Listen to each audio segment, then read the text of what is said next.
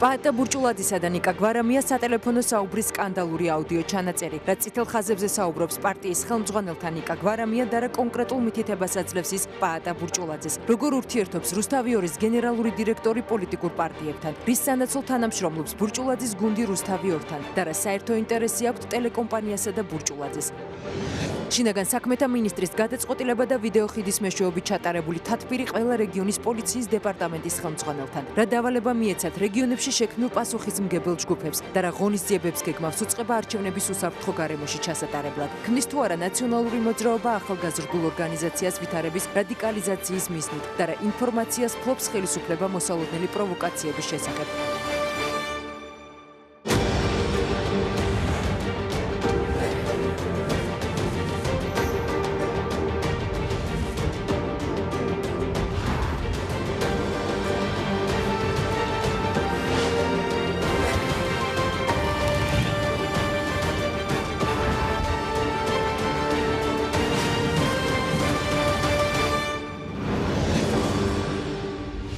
საღამომშვიდობისა ეს 20:30-ია გადაცემის ნახვა 20:30-ის Facebook გვერდზე შეგიძლიათ გადაცემის მოსმენა კი რადიო უცნობის საშუალებით FM 98.1-სა და 1-ზე. მე მაკაცინცაძე ვარ და 20:30-ის ჟურნალისტებთან ერთად დღის მთავარ თემებს წარმოგიდგენთ. როგორ აფასებს ვახტანგ მეგრელიშვილი პაატა ბურჭულაძესა და ნიკა გვარამიას შორის შემდგარ სატელეფონო საუბარს და რას პასუხობს ტელეკომპანია რუსთავი ორის გენერალურ დირექტორს. იღებს თუ არა პაატა ბურჭულაძე დირექტივას კერძო ტელევიზიის ხელმძღვანელისგან.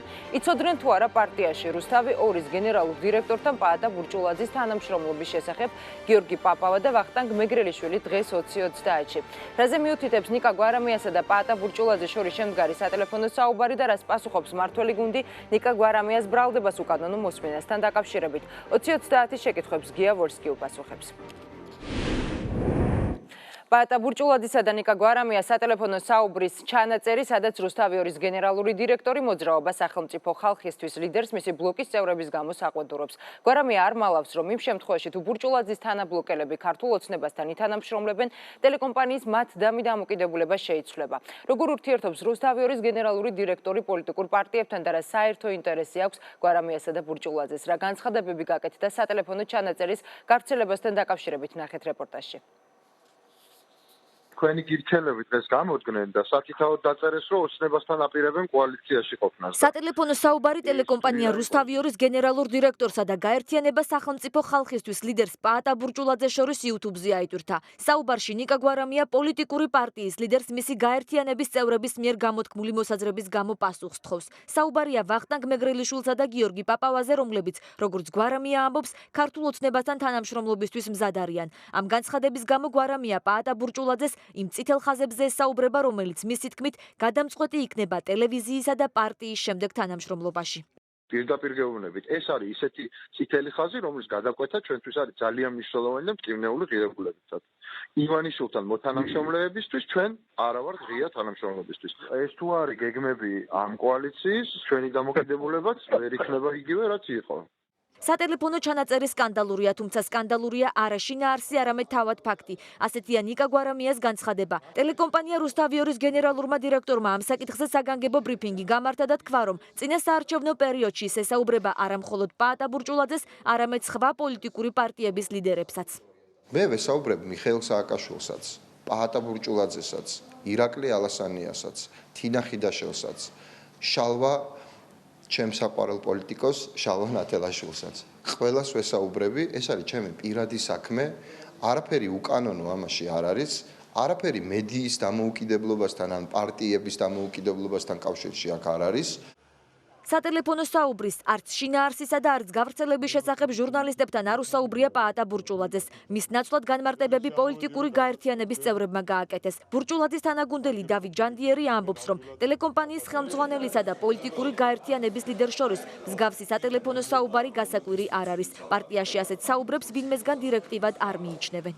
პრობლემა არის ის, როდესაც მედია საშუალების და პოლიტიკური პარტიის ლიდერებს უსმენენ, სუსი უსმენს და ამის შემდგომში გამოქვეყნება ხდება. სატელეფონო საუბარში გვარამია ვახტანგ მეგრელიშვილს ახსენებს, რომელიც მისი თქმით ქართულ ოცნებასთან თანამშრომლობისთვის მზადაა. მეგრელიშვილი ამბობს, რომ გვარამია პაატა ბურჭულაძეს არასწორ ინფორმაციას აწვდის. ტელევიზიის დირექტორი ატყუებს პოლიტიკური პარტიის ლიდერს ანუ ამ დამახინჯებულ ინფორმაციას აწვდის განცხადების შესახებ, რომელიც მისი ბლოკის ერთ-ერთმა წევრამ, ამ შემთხვევაში მე გავაკეთე, სამთავრობო კოალიციის შექმნის გეგმის შესახებ არასოდეს არანაირი განცხადება არ ყოფილა გაკეთებული. პირველი ეჭვმიტანილი სატელეფონო კომენტარის გამოქვეყნებაზე ცხადი არის მთავრობა. მეორე ეჭვმიტანილი რასაკვირველია შესაძლებელია იყოს ბატონი ნიკა გვარამია თვითონ. ნიკა გვარამია აქ ლაპარაკობს როგორც პოლიტიკოსი და არა დამოუკიდებელი მედიის წარმომადგენელი. სატელეფონო საუბრის გამოქვეყნებას გამოეხმაურა როგორც პერსონალურ მონაცემთა დაცვის ინსპექტორი, ისე არასამთავრობო სექტორიც. კამპანია ეს შენგეხებას ფარგლებში გაერთიანებული არასამთავრობო ორგანიზაციები საგამოძიებო უწყებებს მოუწოდებენ სწრაფად და ეფექტურად გამოიძიონ სატელეფონო ჩანაწერების მოპოვებისა და გავრცელების საკითხი. მნიშვნელოვანია, რომ სახელმწიფომ გამოიძიოს ყველა ეს დანაშაული ერთის მხრივ, ხოლო მეორეს მხრივ, რა თქმა უნდა, შეცვალოს სისტემა, შეცვალოს კანონმდებლობა იმისთვის, რომ საზოგადოებას არ გაუჩნდეს კითხვის ნიშნები. თავარი კითხვები, რომელიც გამოძიების წინაშე დგას, ვინ მოიპოვა ეს ჩანაწერი, როგორ მოიპოვა ეს ჩანაწერი, როგორ გავრცელდა ეს ჩანაწერი. ჩვენ ბუნებრივად დავაკვირდებით ერთის მხრივ გამოძიების მიმდინარეობის პროცესებს და დაველოდებით მის შედეგებს. ჩანაწერის გავრცელების შემდეგ ოპოზიცია ხელისუფლებას მოსმენებში სდებს ბრალს. ქართულ ოცნებაში კი აცხადებენ, რომ მსგავსი ჩანაწერების გავრცელება მათ ინტერესში არ შედის. მხარეებს კი გამოძიებასთან თანამშრომლობისკენ მოუწოდებენ. რა ტიპის საუბარი ექნება მის დირექტორს თუ ჟურნალისტს თუ ნებისმიერ სხვა თანამშრომელს, ნებისმიერი სხვა პოლიტიკური გუნდის წარმომადგენელთან, ეს მათი საქმეა. სუსის საქმე კი არ არის, რომ ასეთი ტიპის ჩანაწერები ჩაიწეროს უკანონოდ, შემდეგ გამოაქვეყნოს და გამოიყენოს პოლიტიკური ბრძოლის ინსტრუმენტად. ხედავთ, როგორ ხდება, რომ ერთ-ერთი ტელეკომპანია, კერძო ტელეკომპანიის დირექტორი, რომელიც სტანდარტებზე საუბრობს, პლურალიზმზე, მედიის თავისუფლებაზე, დემოკრატიას და ამ შემდეგ, როგორც ცდილობს მართოს პოლიტიკური პროცესი, როგორც ცდილობს მისცეს დავალებები ერთ-ერთ კოალიციის წარმომადგენელს. ხელაღებით იმის თქმა, რომ გვისმენენ და მაინდა-მაინც სახელმწიფო არის ჩასაფრებული, რომ გაიგოს ვინ ვის რას ველაპარაკებით, მიმაჩნია, რომ არის უპასუხისმგებლო განცხადება, რადგან ამის მტკიცებულება სანამ არ არსებობს, ნუ მივიტანთ კიდევ და კიდევ ერთხელ ასე მარტივად იერიშს იმ საყრდენ ინსტიტუციებზე, როგორიც არის სხვადასხვა ძალოვანი და სამართალდამცველი სტრუქტურა. ოპოზიციური პარტიების ბრალდებებს სახელმწიფო უსაფრთხოების სამსახურში უსაფუძვლოს უწოდებენ. შინაგან საქმეთა სამინისტრომ კი პირადი მიმოწერისა და ტელეფონით საუბრის საიდუმლოების დარღვევის ფაქტზე გამოძიება დაიწყო.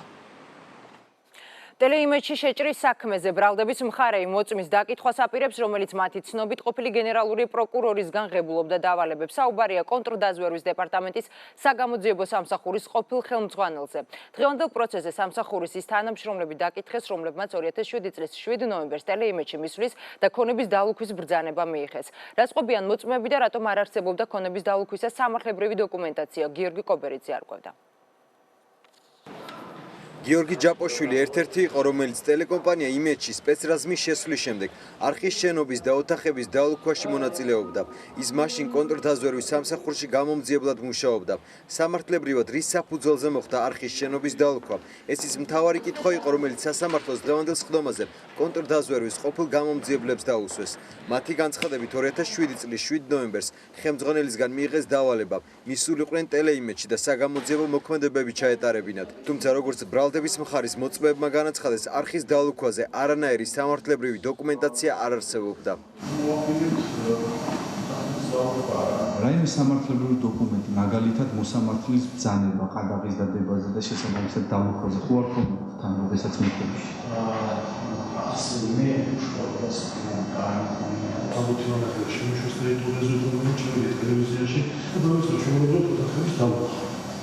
ოთახები როდესაც დალუქეთ, ოქმები შეადგენენ დალუქვის შესახებ. დალუქვის შესახებ არანაირი ოქმი არ არის.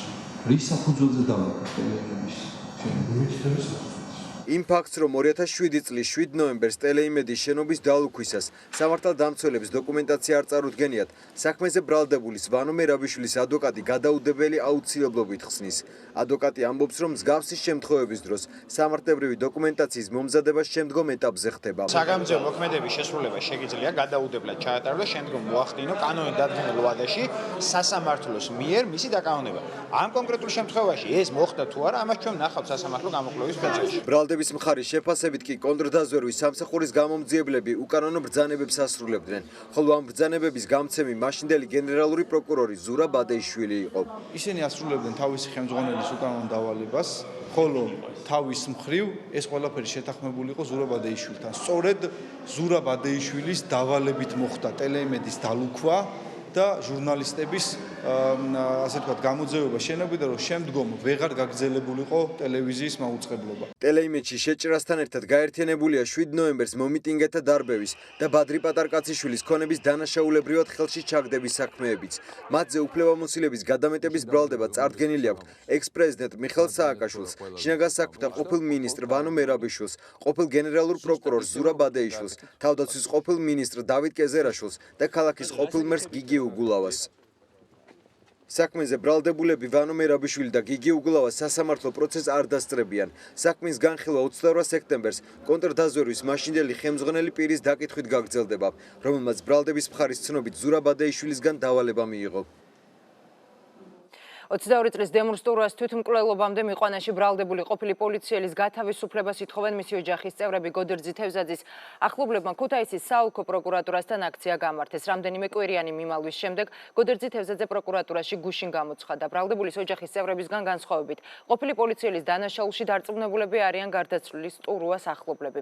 ისინი გოდერძი თევზაძის კანონის სრული სიმკაცრით დასჯას ითხოვენ.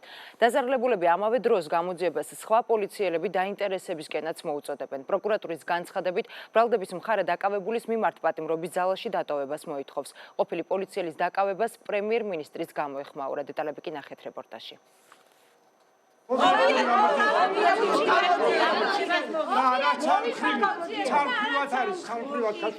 სამტრედიაში 22 წლის დემონსტრაციას თვითმკვლელობამდე მიყვანაში ბრალდებული ყოფილი პოლიციელის გათავისუფლებას მისი ახლობლები ითხოვენ. აქციის მონაწილეები გოდერძი თევზაძის უდანაშაულობაზე საუბრობენ. ბრალდებულის მეუღლე კი შიმშილობით იმუქრება.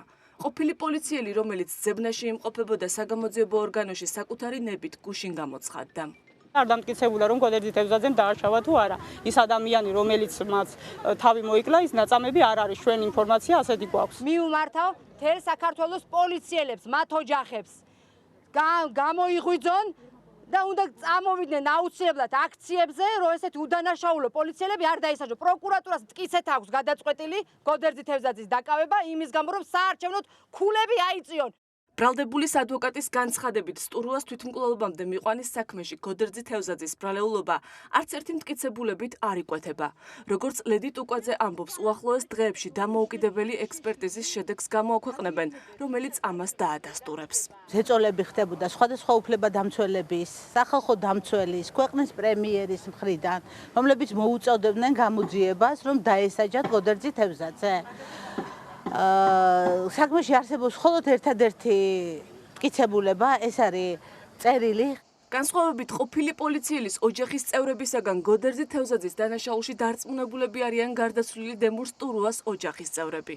დემურს ტურუას ოჯახი გოდერძი თევზაძის გარდა გამოძიებას სხვა სამართალდამცველებით დაინტერესებისკენაც მოუწოდებს.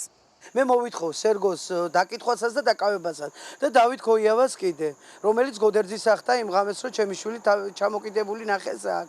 ნანახი ყავენ, მაგრამ გაიარენ და წავიდნენ. მოვითხოვ ამ ორი ადამიანის დაკავებას. ტყვილი არაფერი არ არის, ყველაფერი დამტკიცდა ექსპერტიზაც, სულ ყველაფერი აბსოლუტურად ხელნაწერის და სულ ყველაფერი დამტკიცებულია და რაც ეკუთვნის და როგორც კანონის მიხედვით მინდა რომ ძალიან მკაცრი ზომი დაისაჯოს.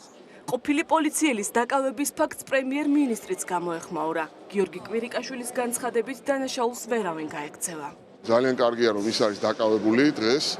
მას აქვს სრული უფლება. კი, რომ დაკავებულია ახლა დღეს ეს იმას ნიშნავს, რომ იგი არის ამ წუთას დროებით აღკვეთილი და მას აქვს სრული უფლება დაიცვას თავისი უფლებები, რადგანაც გამოძიება მიმდინარეობს, ჩვენ წინასწარი კომენტარები ალბათ აღარ უნდა გავაკეთოთ. გამოძიება ჩატარდება და მე ყველაფერი დადასტურდება რა არის სიმართლე და ვერავინ ვერ გაექცევა დანაშაულს. საგამოძიებო ორგანოში გოდერძი თევზაძის გამოცხადების შემდეგ მთავარმა პროკურატურამ განცხადება გაავრცელა, რომლის მიხედვითაც ბრალდების მხარე პატიმრობის ძალაში დატოვებას მოითხოვდა. პროკურატურის ინფორმაციით 7 აგვისტოს უბნის ინსპექტორ გამომძიებელი გოდერძი თევზაძე დემურ სტურუას დანაშაულის დაბრალებით დაემუქრა. მიაყენა ფიზიკური შეურაცხყოფა და სთხოვდა პოლიციასთან თანამშრომლობას. აღნიშნული შედეგად სტურუამ მიიღო თვითმკვლელობის გადაწყვეტილება. გარდაცვალებამდე დემურ სტურუამ წერილი დატოვა, სადაც აღნიშნავდა, რომ სამტრედიის რაიონული პოლიციის თანამშრომელი გოდერძი თევზაძე მას ფიზიკურად უსწორდებოდა. მუხლი, რომლითაც ყოფილ პოლიციელს ედავებიან 5-დან 8 წლამდე პატიმრობას ითვალისწინებს. შინაგან საქმეთა მინისტრის გადაწყვეტილებით 2016 წლის 8 ოქტომბრის არჩევნებისთვის რეგიონებში საპოლიციო დაჯგუფებები შეიქმნება, რომელთა მოვალეობაც საფრთხების და რისკების შეფასება და შესაბამისი ღონისძიებების დაგეგმვა იქნება. ახალი ბრძანების მიზანი საპარლამენტო არჩევნების თავისუფალ და უსაფრთხო გარემოში ჩატარება. ვინც ცდილობს ქვეყანაში არეულობის მოწყობას, ვის ადანაშაულებს პრემიერ-მინისტრი და როგორ აფასებენ მღებრიშვილის გადაწყვეტილებას პოლიტიკური პარტიები. ნიკა მუკბანიანი ისაუბრებს პირდაპირ ეთერში. ნიკა, მოგესალმები და გისმენთ. საგამომშვიდობისა. შინაგან საქმეთა მინისტრმა რეგიონების პოლიციის დეპარტამენტის უფროსებს საკუთარი ბრძანების შინაარსი ვიდეო ხიდის საშუალებით გააცნო. მინისტრის ბრძანება 2016 წლის 8 ოქტომბრის არჩევნების უსაფრთხო და თავისუფალ გარემოში ჩატარებას ეხება. ბრძანების საფუძველზე რეგიონში საპოლიციო დანაყოფის ხელმძღვანელი პირებისგან შეიქმნება პასუხისმგებელი ჯგუფები, რომლებიც თავიანთ სამოქმედო ტერიტორიებზე უსაფრთხოების გეგმის შემუშავებას და არჩევნების პერიოდში გამოვლენილ სამართალდარღვევებზე დროულ და ეფექტურ რეაგირებას მოახდენენ. ქვეყნის პირველი პოლიციელის გადაწყვეტილება დადებითად შეაფასა გიორგი კვირიკაშვილმა. პრემიერ-მინისტრმა ისიც განაცხადა, რომ ნაციონალური მოძრაობა დესტაბილიზაციის მიზნით ჯგუფებს ქმნის, რომელთა მიზანიც ქვეყანაში არეულობის მოწყობაა. კვირიკაშვილმა ერთ-ერთ ასეთ ჯგუფად მოძრაობა საქართველოს ერთგულების სახელით დაასახელა. ეს არის ერთიანი ნაციონალური მოძრაობა, რომლის ინტერესებშიც შედის სიტუაციის რადიკალიზაცია. ისინი ქმნიან ორგანიზაციებს, როგორიც არის საქართველოს ერთგულების სახელით, რომელსაც პირდაპირ აქვს თავის ამოცანა ის, რომ საქართველოში რადიკალიზაცია მოახდინოს სიტუაციის, მანქანებით დაბლოკონ შესასვლელები, გამოსასვლელები და ასე შემდეგ. ეს ინფორმაცია არის ახლა საიდან არის მოპოვებული, არის კანონიერი გზებით მოპოვებული ინფორმაციები. რა თქმა უნდა, ჩვენ არ ვართ ვალდებული, რომ ყველა ინფორმაცია გამოვამჟღავნოთ, მაგრამ ეს ინფორმაცია არსებობს და ჩვენ არავის არ მივცემთ უფლებას, რომ სიტუაცია აურიოს საქართველოში. საქართველოს თითოეულ რეგიონში საპოლიციო დანაყოფების შესაბამისი ხელმძღვანელი პირებისაგან შეიქმნა პასუხისმგებელი ჯგუფები, რომლებიც უზრუნველყოფენ რისკების შეფასებას და დაგეგმავენ შესაბამის ღონისძიებებს, ასევე მოახდენენ არჩევნების პერიოდში გამოვლენილ სამართალდარღვევებზე დროულ და ეფექტიან რეაგირებას. რა აკავშირებთ ნაციონალურ მოძრაობასთან ორგანიზაციას საქართველოს ერთგულების სახელით? ჩვენ ამ კითხვით თავად მოძრაობის წევრებს მიმართეთ. ისინი ნაციონალურ მოძრაობასთან ყოველგვარ კავშირს უარყოფენ და აცხადებენ, რომ 8 ოქტომბრის არჩევნებში რაიმე რადიკალური ფორმით მონაწილეობას არ გეგმავენ. ინდივიდები ვართ, ადამიანები ვართ და ყველას თავისი პოლიტიკური ინტერესი გააჩნია. მაგრამ ჩვენი ძირითადი აქტივობა მდგომარეობს შემდეგში, რომ ჩვენ ვიცავთ სახელმწიფო ინტერესებს და არ ვცდილობთ ქვეყანაში რაიმე არეულობის შემოტანას. და არანაირი ღონისძიება არ იგეგმება, მე ვერ ხვდები საერთოდ რატო შეიძლება მიაკერო არჩევნებს ორგანიზაცია, რომელიც ცდილობს ქვეყანაში პირველ რიგში შემოიტანოს სიტყვის თავისუფლება, დაიცვას მედია, მოუწოდებს სახელმწიფო ინტერესები გატარდეს და ევროინტეგრაციისკენ, მე ვერ ხვდები რატო შეიძლება დააკავშიროს ეს არჩევნებთან. რა შუაში გიორგი მღებრიშვილის გადაწყვეტილებას აფასებენ პოლიტიკური პარტიები. ნაციონალურ მოძრაობაში მიიჩნევენ, რომ რეგიონული საპოლიციო დაჯგუფებების შეგნით პრობლემები ვერ მოგვარდება. სხვა ოპოზიციური პარტიების აზრით კი პოლიციამ არჩევნების დღეს საარჩევნო კოდექსის დაცვით უნდა იმოქმედოს და ყველა სამართალდარღვევაზე შესაბამისი რეაგირება მოახდინოს. მმართველგუნდში კი ამბობენ, რომ ინფორმაციას დაგეგმილი პროვოკაციების შესახებ სწორედ ნაციონალური მოძრაობის კულუარებიდან იღებენ და საჭიროების შემთხვევაში პრევენციას შინაგან საქმეთა სამინისტროს დახმარებით მოახდენენ. არავითარი შტაბების შექმნა, არავითარი ასე ვთქვათ, რაღაც განსაკუთრებული ზომების მიღება ამისთვის არ არის საჭირო, ამისთვის საჭიროა უბრალოდ პოლიტიკური ნების ქონა, რომელიც ხელისუფლებას არ გააჩნია, თუმცა იგივე კორცხელმა კიდევ ერთხელ დაადასტურა, რომ ეს ასე ვთქვათ ძალადობაც არის უაზრო იმ ხრივ იმ დროს, როდესაც მოსახლეობა არის მიზანმიმართული. არ არის საჭირო საჩვენებელი თათბირების ჩატარება, საჭიროა მოქმედება, საჭიროა ნათლად გამოვლინდეს ის, რომ ნებისმიერი ადამიანი, რომელიც შეუშლის ხელს და არჩევნო პროცესი იყოს დასჯილი და ადეკვატურად დასჯილი და მეორე მხრივ მხოლოდ შინაგან საქმეთა სამინისტროზე არ არის საუბარი, უნდა ჩვენ ასევე უნდა ვისაუბროთ სახელმწიფო უსაფრთხოების სამსახურზე, რომლის უშუალო ჩარევასაც ჩვენ ყოველდღიურად პოლიტიკოსები ვხედავთ საარჩევნო პროცესში. გვაქვს ინფორმაცია, ასე ვთქვათ, შეასრულო პროვოკაციების თაობაზე, გვაქვს ეს ინფორმაცია ნაციონალური მოძრაობის კულუარებიდან, ვიცით დაახლოებით რას გეგმავენ ისინი, რა ტიპის გეგმებს აწყობენ. ჩვენი ამოცანა გახლავთ პრევენცია, ნაციონალური მოძრაობა გეგმავს პროვოკაციებს, როგორც უშუალოდ თავისი სტრუქტურებით, ასევე მასთან დაკავშირებული, პირდაპირ თუ არაპირდაპირ დაკავშირებული დაჯგუფებების მეშვეობით, ერთ-ერთი ასეთი გახლავთ, რა თქმა უნდა, ორგანიზაცია საქართველოს ერთგულების სახელით, რომელიც სწორედ პროვოკაციების მოწყობის მიზნით არის ჩვენი ინფორმაციით შექმნილი.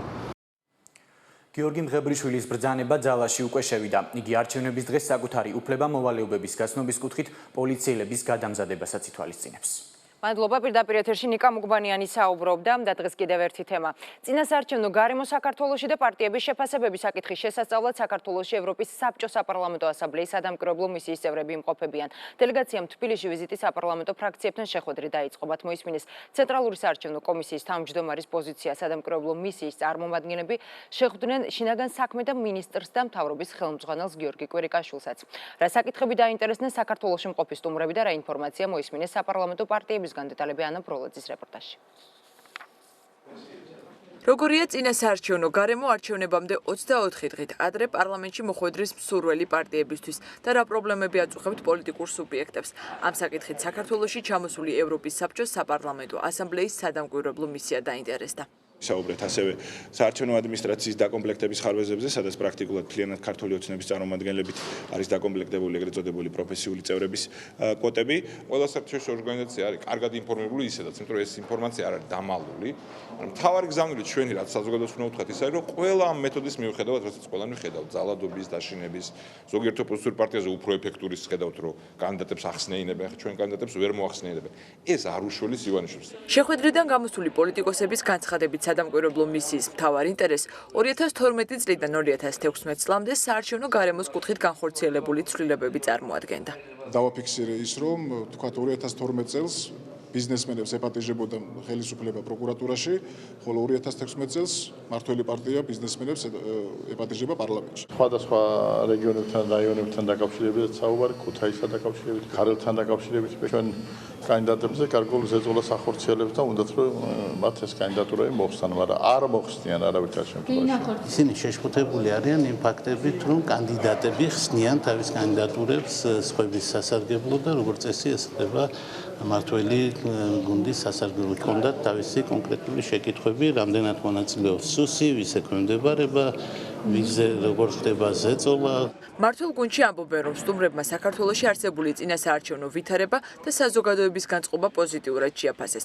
ქართული ოცნების წევრებმა სადამკვირვებლო მისიას ინფორმაცია მიაწოდეს ოდესის გუბერნატორის მიხეილ სააკაშვილის მიერ ინტერვიუებში გამოთქმული პოზიციების შესახებ, რომ ქართული ოცნების ხელისუფლება უნდა დასრულდეს და რომ ნაციონალური მოძრაობა არჩევნებს ვერ დაელოდება.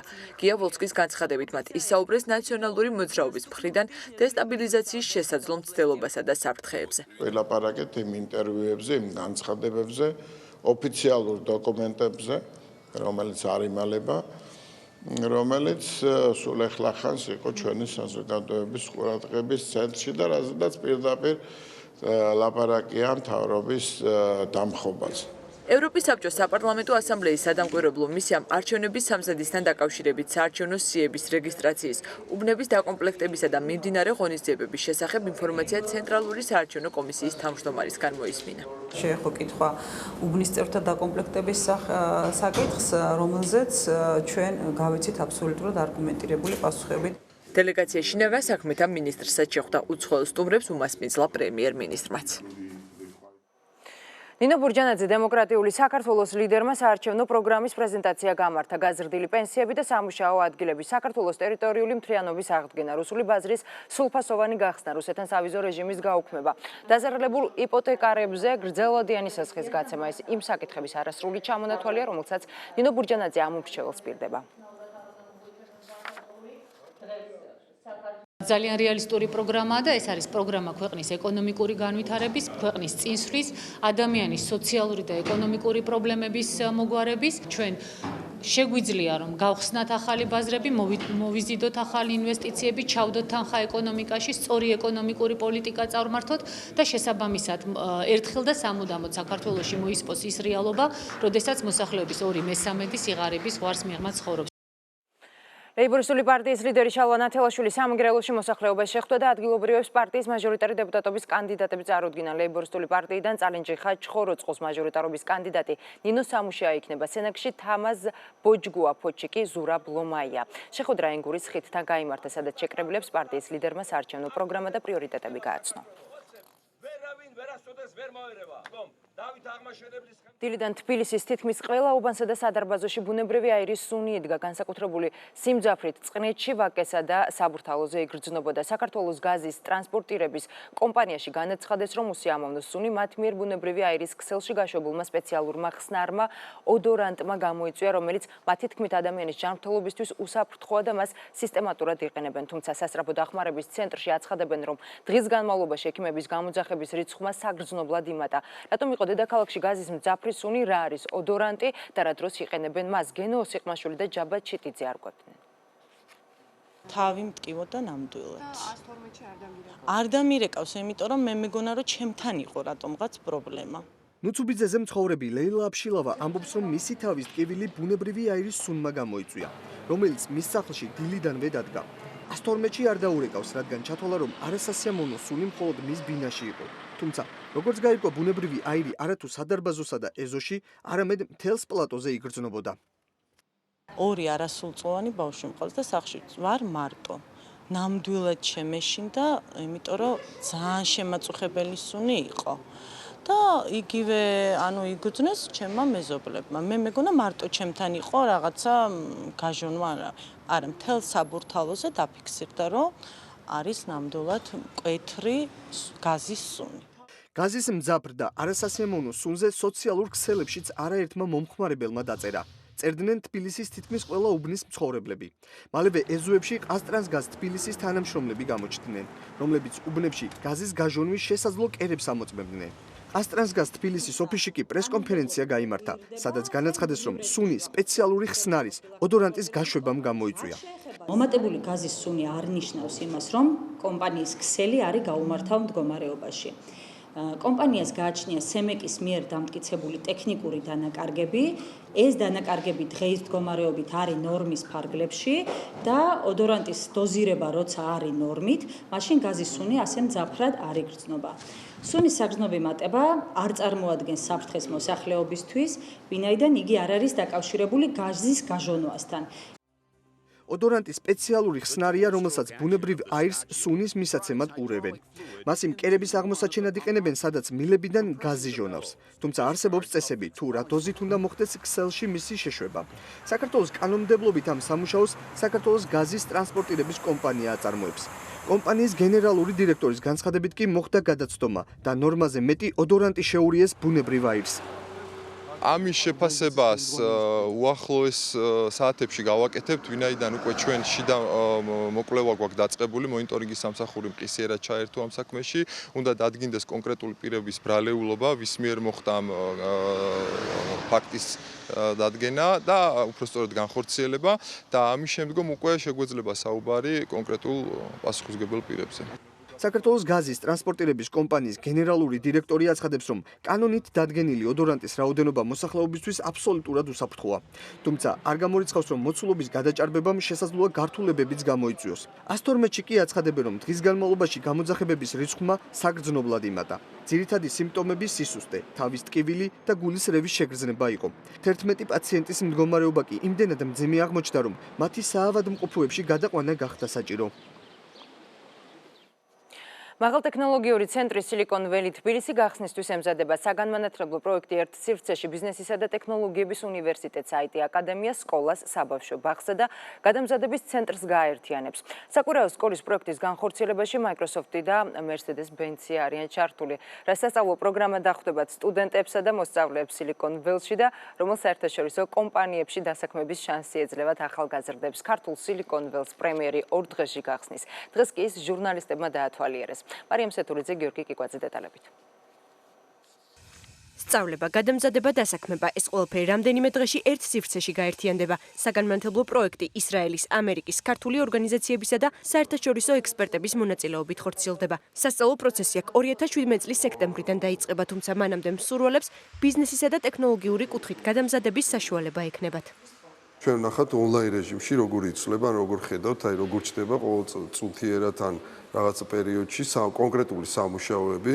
მაგალითად ხედავთ ადამიანი, რომელიც ითხოვს Excel-ში რაღაც მარტივი რაღაც სამუშაოების შესრულებას და თქვა მზად არის $250 და $500-მდეც კი გადაიხადოს. ანუ ონლაინ რეჟიმში აი ესე ყოველწუთიერად შეგვიძლია დავინახოთ ესეთი დაახლოებით 10 მილიონზე მეტი სამუშაო. უნივერსიტეტის რექტორი განმარტავს, რომ სტუდენტების გადამზადების შემდეგ ისინი ქვეყნიდან გაუცვლელად მსოფლიოს უდიდეს კორპორაციებში დასაქმდებიან. ამ სივრცეში ერთობლივად მოხდება გაერთიანება, რომ სწორი ცოდნის, სწორი პრაქტიკული გამოცდილების მიღების და რაც ყველაზე მნიშვნელოვანია, სამუშაოს მოძნების, როგორც ადგილობრივ ბაზარზე, ისევე საერთაშორისო ბაზრებზე, Microsoft-ი, HP, როგორც იგივე ვახსენეთ, იგივე სხვა Oracle და ასე შემდეგ, რომელიც ასევე ინტეგრირებული იქნებიან, როგორც სასწავლო პროცესში, ისევე პრაქტიკული გამოცდილების მიღებაში. ჩვენი მიზანი არის შევქმნათ სამეწარმეო ეკოსისტემა უნივერსიტეტში, რომელიც ეფუძნება მსოფლიოს წამყვანი უნივერსიტეტების გამოცდილებას, იმ უნივერსიტეტების, რომელიც მუშაობს ინოვაციების და სტარტაპების ხელშეწყობის მიმართულებით მსოფლიოში. ეს არის Silicon Valley-ის მობილური აპლიკაციის ბეტა ვერსია, რომელიც 9 საათში გავაკეთეთ.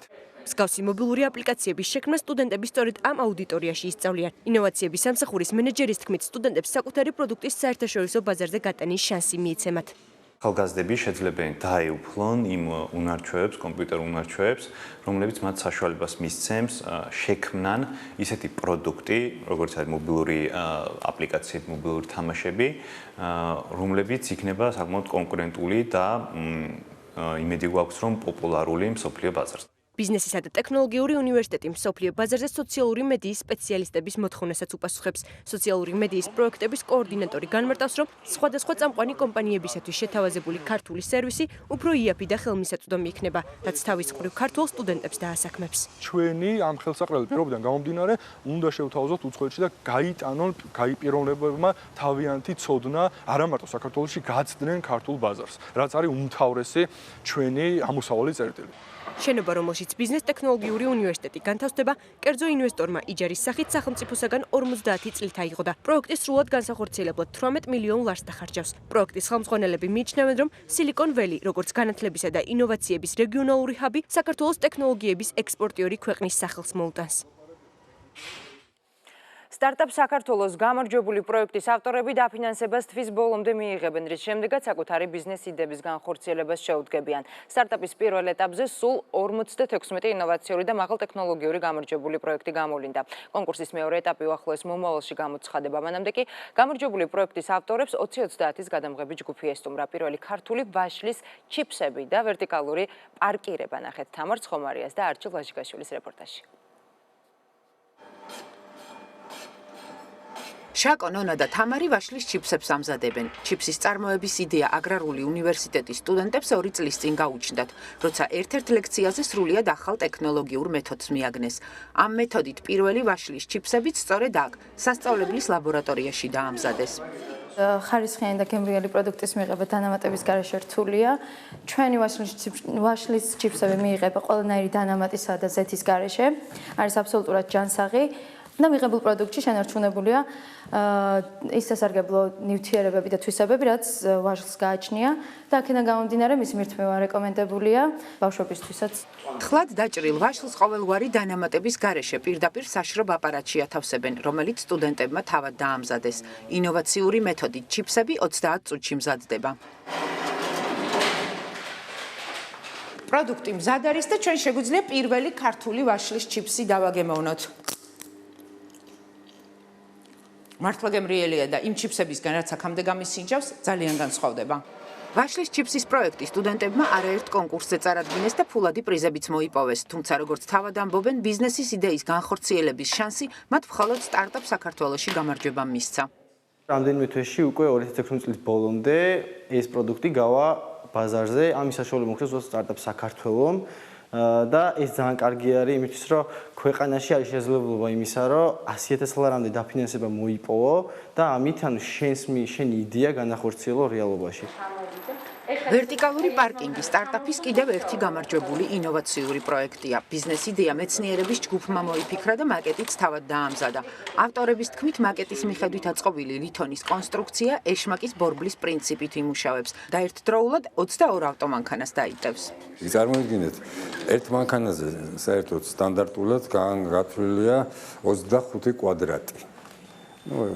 ეს კიდე 30 კვადრატს ითხოვს. 30 კვადრატზე წარმოიდგინეთ 10 მანქანას რო დააყენებ ერთი მანქანის ადგილზე, ეს უკვე რამხელა შეღავათია, რამ განტვირთვა იქნება ქალაქის და ეს არის სტიმული, დიდი სტიმული ყველა ასაკოვანი მეცნიერისთვის, საბუნებისმეტყველო დარგის მეცნიერებისთვის.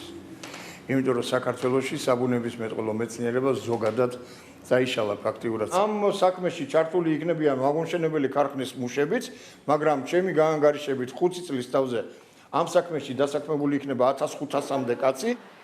ვაშლის ჩიფსებისა და ვერტიკალური პარკინგის ავტორებთან ერთად დაფინანსებას უახლოეს პერიოდში კიდევ 34 ინოვაციური და 20 მაღალტექნოლოგიური პროექტის ავტორები ელიან. თითოეულ დაფინანსებულ ბენეფიციართან ერთად სტარტაპ საქართველოს ახალ კომპანიას შექმნის. პროგრამის განხორციელებისთვის სახელმწიფომ 11 მილიონი ლარი უკვე გამოყო.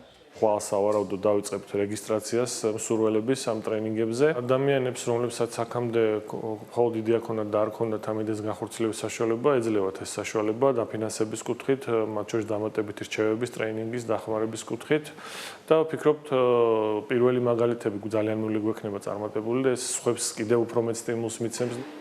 დაფინანსების შემდეგ შაკო გორის რაიონში ჩიფსის საწარმოს აშენებას და ადგილობრივების დასაქმებასაც აპირებს.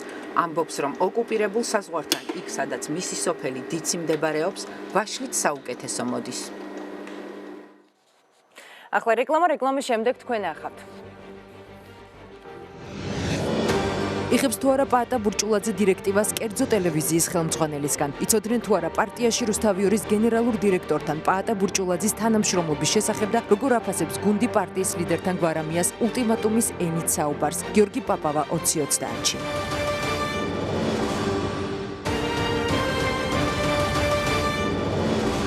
2030 პირდაპირ ეთერში ბრუნდება სატელეფონო ჩანაწერი, რომელშიც კერძო ტელევიზიის რუსთავიორის გენერალური დირექტორი კონკრეტული პოლიტიკური ძალის ლიდერს მითითებებს აძლევს პოლიტიკურ სპექტრში ხმაურის მიზეზი ხდება. თავად გვარამიასა და ოპოზიციის ნაწილისთვის ეს ჩანაწერი მის დადასტურებაა, რომ ქვეყანაში მოსმენები გრძელდება. ჩანაწერი თავდაპირველად YouTube-ზე გავრცელდა. გვარამიამ ასეთი საუბრის არსებობას არ უარყოფს, თუმცა ამბობს, რომ საუბრიდან ამოჭრილია ის ნაწილი, სადაც ბურჭულაძე საკუთარ ნეიტრალიტეტზე საუბრობს. რაზე მიუთითებს ეს ჩანაწერი, აძლევს თუ არა კონკრეტული ტელევიზიის დირექტორი კონკრეტული პარტიის ხელმძღვანელს მითითებებს, რის სანაცვლოდ თანამშრომლობს პაატა ბურჭულაძის გუნდი რუსთავიორთან. ჩვენ შეკითხვებს პაატა ბურჭულაძის პარტიის წევრი გიორგი პაპავა უპასუხებს, რომელსაც ნიკა გვარამია ასევე ახსენებს ბურჭულაძესთან სატელეფონო საუბარში. ბატონო გიორგი, მოგესალმები, ძალიან დიდი მადლობა პირველ რიგში იმისთვის, რომ ესეთი გადატვირთული და მძიმე დღის შემდეგ ხარ ჩვენთან სტუდიაში სტუმრად. ბატონო გიორგი, ჩვენ მთელი დღის განმავლობაში გვესმის თქვენგანაც და სხვადასხვა ლიდერებისგანაც ბრალდებები ხელისუფლების მისამართით, სუსის მისამართით, უფრო კონკრეტულად, რომ უსმენენ კონკრეტული პოლიტიკური პარტიების ლიდერებს, წევრებს და სხვებსაც. ამაზე ცოტა მოგვიანებით აუცილებლად ვისაუბროთ. მანამდე თქვენთვის მაინტერესებს კონკრეტული ტელევიზიის გენერალური დირექტორის ასეთი საუბრის ტონი და თუ შეიძლება ითქვას ულტიმატუმი. თქვენი პოლიტიკური პარტიის ლიდერის მისამართით. თქვენთვის პირადად რამდენად მისაღებია? დიახ, მე მაინც მინდა დავიწყო იმითი, რასაც ჩვენ თვლით, ჩვენი პარტია, ჩვენი ბლოკი თვლით, რომ არის ყველაზე მნიშვნელოვანი ამ საკითხში. ეს არის ის, რომ ის მავნე პრაქტიკა, რაც ის ადამიანის უფლებების დარღვევა, რაც დაიწყო ნაციონალური მოძრაობის დროს, კიდევ გრძელდება დღეს. და ის ფაქტი, რომ დღეს ისევ გვისმენენ საუბარია იმაზე, რომ არ არსებობს ადამიანი დღეს საქართველოში, რომელიც თავს გრძნობს უსაფრთხოდ ყველა ადამიანს აქვს შიში იმისა, რომ მას უსმენენ. ყველას აქვს ამის შიში და ყველა ფიქრობს, რომ უსმენენ. მე ვფიქრობ, რომ ყველა თუ დაფიქრდება აქვს იმის შიში, იმიტომ რომ როდესაც არ არის დაცული ადამიანი, რომელიც არის ერთ-ერთი წამყვანი ოპოზიციური პარტიის ლიდერი, რომელიც არის ამერიკის შეერთებულ შტატებში. ანუ თქვენ ბატონო გიორგი, სხვა ხაზებს როგორც ასეთი ამ შემთხვევაში ვერ ხედავთ და ერთმნიშვნელოვნად გჯერათ, გწამთ, რომ ეს აუცილებლად არის უსაფრთხოების სამსახურის მიერ. მე მწამს ის, რომ უსაფრთხოებაზე ქვეყანაში პასუხისმგებელია სახელმწიფო უსაფრთხოების სამსახური. ეს მწამს და ეს არის ფაქტი, ეს არის. ჩანაწერებთან მიმართებაში გეკითხებით. ნებისმიერ საკითხზე, რომელიც ეხება უსაფრთხოებას, მათი ვალდებულება არის თუ აქ რაღაცა სხვა შეგვიძლია ბევრი რაღაც თეორიული ისინი გავავრცელოთ, რა ვინ შეიძლება და ამის უკან ყოფილიყო არა და ალბათ ბევრს მოვისმენთ თავრობისგან, ზოგივის დააბრალებს, ზოგიების. კომენტარები უკვე გაგიცხდა კი ბატონო, მით უფრო წინასაარჩევნო პერიოდზე არის ხაზგასმა და სხვა დანარჩენ დეტალებზეც. დიახ. როგორც არ უნდა იყოს, თავარი არის რა, რომ პრაქტიკა რომ უსმენენ, ხომ გრძელდება ქვეყანაში, ვრცელდება ჩანაწერები. ეს არის ფაქტი, ეს არც ჩემი ბრალდება, არც ჩემი მოგონილია, დილით მივდივარ სამსახურში და გვხვდება ორი ადამიანის, რომლებიც ქვეყანაში ერთ-ერთ წამყვან პოზიციებს იკავებენ, ერთი პოლიტიკის მიმართულებით, მეორე კი მედიის მიმართულებით, მათი ერთმანეთთან საუბრის ჩანაწერი ვის უსმენს ამასთან დაკავშირებით უკვე დაწყებულია რამდენადაც ჩვენთვის ჟურნალისტებისთვის, თქვენთვისაც ალბათ ცნობილი არის შინაგან საქმეთა სამინისტროში გამოძიება, ნახოთ უახლოეს მომავალში როგორ განვითარდება მოვლენები, ამის შემდეგ ჩვენ უკვე ჩაგეჭრებით თუ არ მიწენთ მსგავსი გამოძიება დაიწყო იმ უამრავ შემთხვევაში, რომელიც ჰქონდა ბოლო წლების განმავლობაში. ანუ სკეპტიკურად ხართ განწყობილი და ფიქრობთ, რომ არ დაიდება კონკრეტული შედეგი. დიახ, იმიტომ რომ არ შეიძლება ადამიანი თავის თავს არ წაუყენებს ბრალდებას. ეს ხდებოდა ყველა წინა შემთხვევაში, როდესაც ვრცელდება ჩანაწერები, ვრცელდება ადამიანის უფლებების დარღვევის ფაქტები რეალურად ტელევიზიაში, ხედავთ როგორ დანაშაულს გვაყურებინებენ და ამაზე არ არის დღევანდელ დღემდე არავინ დასჯილი და შესაბამისად ეს არის ცალსახად სუსის პასუხისმგებლობა. არის სუსის პასუხისმგებლობა, რაც შეეხება ამ იმ ადამიანებისაც, რომელიც წარმოადგენენ აღმასრულებელ თუ საკანონმდებლო ხელისუფლებას და იმის მაგივრად რომ ილაპარაკონ ადამიანის უფლებების დარღვევაზე და იმ მაგნე პრაქტიკაზე. სულ ცოტა ხანში სტუდიაში სტუმრად მე მას აუცილებლად გადავცემ თქვენ შეკითხვებს და თქვენს პოზიციასაც მე იმედი მაქვს რომ გვისმენს. ბატონი გია, რაც შეეხება აი ამ ჩანაწერებს, გავრცელებულ ჩანაწერს და რაც შეეხება იგივე უსაფრთხოების სამსახურს და მართლ გუნდს გარდა გია ბატონი გიასი შინაგან საქმეთა სამინისტროსგანაც მე ძალიან დიდი იმედი მაქვს ყოველ შემთხვევაში რომ უახლოეს მომავალში უკვე დაიდება კონკრეტული შედეგი. მარტო მოსმენაზე არ არის საუბარი, საუბარია იმ მრავალ სხვა ფაქტზე, რომელიც სახეზე იყო, როდესაც ჩვენი პარტია წინასაარჩევნოდ განიცდის შევიწროებას. წინასაარჩევნო პერიოდზე აუცილებლად ვისაუბრებთ, დღეს უბრალოდ კონკრეტული თემა გვაქვს და სამწუხაროდ შეზღუდული დრო. ისე ზოგადად ბატონო გიორგი რომ იცოდეთ, მე მაქვს ტელეფონი, ბუნებრივია მობილური ტელეფონი, რომელსაც ასევე აქვს ჩაწერის ფუნქცია, ალბათ თქვენთვისაც ცნობილია რომ არსებობს ასეთი პროგრამები. თქვენთვის ალბათ ისიც ძალიან ცნობილია, რომ ამ ფაქტის გამოძიება, როდესაც თქვენ თუ თქვენ ტელეფონზე ჩაიწერთ რაღაცას და გაავრცელებთ, ძალიან მარტივი საიდენტიფიკაცია. დაწყებულია და გამოძიება და იმედი მაქვს რომ ამას არ ჭირდება ბევრი ძალიან მარტივი ექსპერტი ეს რომ ესე იყოს. უახლოეს მომავალში იმედი მაქვს რომ დაიდება შედეგი. ბატონო გიორგი, თქვენს ლიდერს პირდაპირ ეუბნებიან რომ თუ თქვენ ითანამშრომლებთ ბიძინა ივანიშვილის გუნდთან ტელევიზიის პოზიცია და დამოკიდებულება თქვენს მიმართ შეიცვლება. ეს თუ წარმოადგენს თუ არა თქვენთვის პრობლემას? დიახ. პირველ რიგში მე თუ მომცემ დროს და თუ გვაქვს დრო, მინდა მოვყვეთ თვითონ ეს ისტორია როგორ განვითარდა ძალიან მოკლედ. პირველ რიგში ეს იყო ის დღე, როდესაც გამოქვეყნდა სიები. სიების გამოქვეყნების შემდეგ კონკრეტულად ერთ-ერთი მედია საშუალება დაუკავშირდა გირჩის ორ წარმომადგენელს, რაც მე ვიცი შეიძლება სხვებსაც, იაგო ხუჩიას და ვახო მეგრელიშვილს, რომლებმაც დაახლოებით იდენტური კომენტარი მისცეს, საიდანაც ერთი ნაწილი ამ კომენტარის ხმობთ? დიახ, ერთი ნაწილი ამ კომენტარის დაიბეჭდა, ისე თითქოს ვახო მეგრელიშვილი რაღაც კოალიციას გეგმავდა, ხოლო იაგო ხუჩია ამას კატეგორიულად გამორიცხავდა. ცოტა ხანში ექნება ჩვენთან. დიახ, და ის თავად გაგცემთ ამაზე პასუხს. შემდეგ ამ ინფორმაციაზე დაყრდნობით ბატონმა ნიკა გვარამიამ Facebook-ზე ყველა დაგვთაგა მე, ვახო, იაგო, ზურა ჯაფარიძე, გიორგი ვაშაძე, დათო ჯანდიერი და გვითხრა დაიწყო რაღაც Facebook დისკუსია, ასე ვთქვათ. რომელშიც მე მხოლოდ ერთი კომენტარით ჩავერთე, უბრალოდ თქვი, რომ ჩემთვის პრიორიტეტი არის საქმის კეთება და არ ვაპირებ რაღაც მისტიურ კოალიციებზე და რაღაცეებზე საუბარს. ისინი შეყვნენ ერთმანეთის დისკუსიაში, როგორც ჩანს, ამ იქვე თან ნიკა გვარამიამ დააფიქსირა, რომ მე ვაპირებ ამის გარკვევას ბატონ პაატესთან, მისთვის კითხვას თუ რა მოსაზრება აქვს მას, მან ღიად აღნიშნა ეს. შემდეგ დაუკავშირდა ბატონ პაატეს, რომელიც იმ მომენტში არ იყო საქმის კურსში, კონკრეტულად რა თქვა, ვახომ ბახომრას თქვა ამას გავემეორებ, უბრალოდ წავიკითხავ ბატონო გიორგი, გაცრებით ნათელი რომ იყოს მაყურებლისთვის, ქართულ ოცნებასთან და ნებისმიერ ძალასთან გარდა თქვენ მიერ დასახელებული პატრიოტთა ალიანსისა თემატური თანამშრომლობა სრულიად მისაღებია. თემატურ თანამშრომლობაზე იყო აქ საუბარი. ამას დღესაც ვაფიქსირებთ, რომ თემატური თანამშრომლობა ჩვენთვის მისაღებია ყველა პროდასალურ ძალასთან და გულისხმობთ რას, რომ ნებისმიერი ის რეფორმა. შესაბამისად ფიქრობთ, რომ ქართული ოცნება არის პროდასალური ძალა.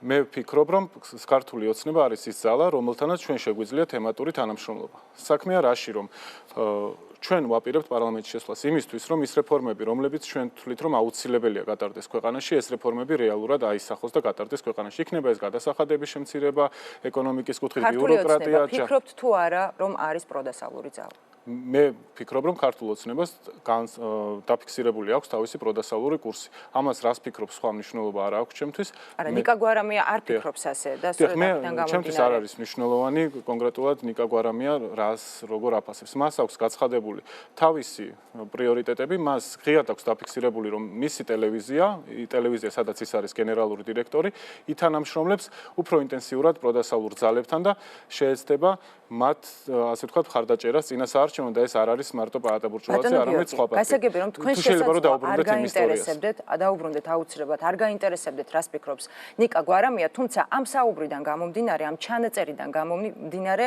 ძალიან ნათლად ჩანს, რომ პაატა ბურჭულაძეს აინტერესებს თუ რას ფიქრობს ნიკა გვარამია. დიახ, პაატა ბურჭულაძე და ნიკა გვარამია გუშინ არ გაუცნიათ ერთმანეთი. ისინი მაგალითად იავნანას ფონდს აქტიურ ხარდაჭერას უწევდა სწორედ აი ამ საუბრიდან გამომდინარე, ამას ვუბრუნდები და ეს მინდა ხაზი გავუსვა ამას.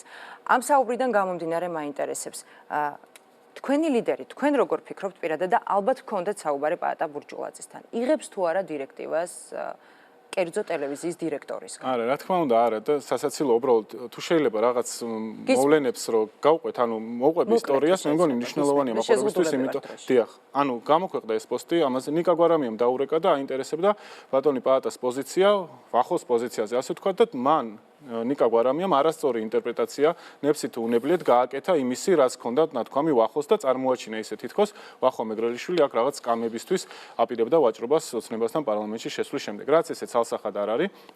შემდეგ ბატონმა პაატამ ეს ინფორმაცია გადაამოწმა ჩვენთან, მათ შორის ჩემთანაც. მე უთხარი რეალურად ის, რომ ჩვენ არაფერი არ შეგვიძლია, ჩვენ არ ვაპირებთ კოალიციას არც ერთ ძალასთან, როდესაც შევალთ პარლამენტში. ჩვენ ვფიქრობთ, რომ თემატური თანამშრომლობა შესაძლებელია და აუცილებელიც არის იმისთვის, რომ ჩვენი რეფორმები, რომლებსაც ჩვენ ვფიქრობთ, რომ სწორია ქვეყნისთვის, გატარდეს ბოლომდე. ამის შემდეგ ბატონმა პაატამ დაურეკა ისევ ნიკას, როგორც ამ ჩანაწერები და ჩას. 20 წუთის შემდეგ ასე წერია. 20 წუთში მაგალითად მე ვიცი, რომ ესაუბრა მაგალითად მე დანჩენი რო არ ვიცი, მაგრამ არ მგონია ეს მნიშვნელოვანი იყოს. ანუ დიახ, პაატა ბურჭულაძე ამ საუბარში რომ თქვენ გესაუბრათ, თქვენ არ იყავით ინფორმირებული, ასე ამბობს, დაახლოებით ასეთი რომ არ იცოდით იმ განცხადების შესახებ არ იყავით სრულად ინფორმირებული, რაც ქართულ ოცნებასთან თემატურ თანამშრომლობას ეხებოდა და ამბობს ასეთ ფრაზას.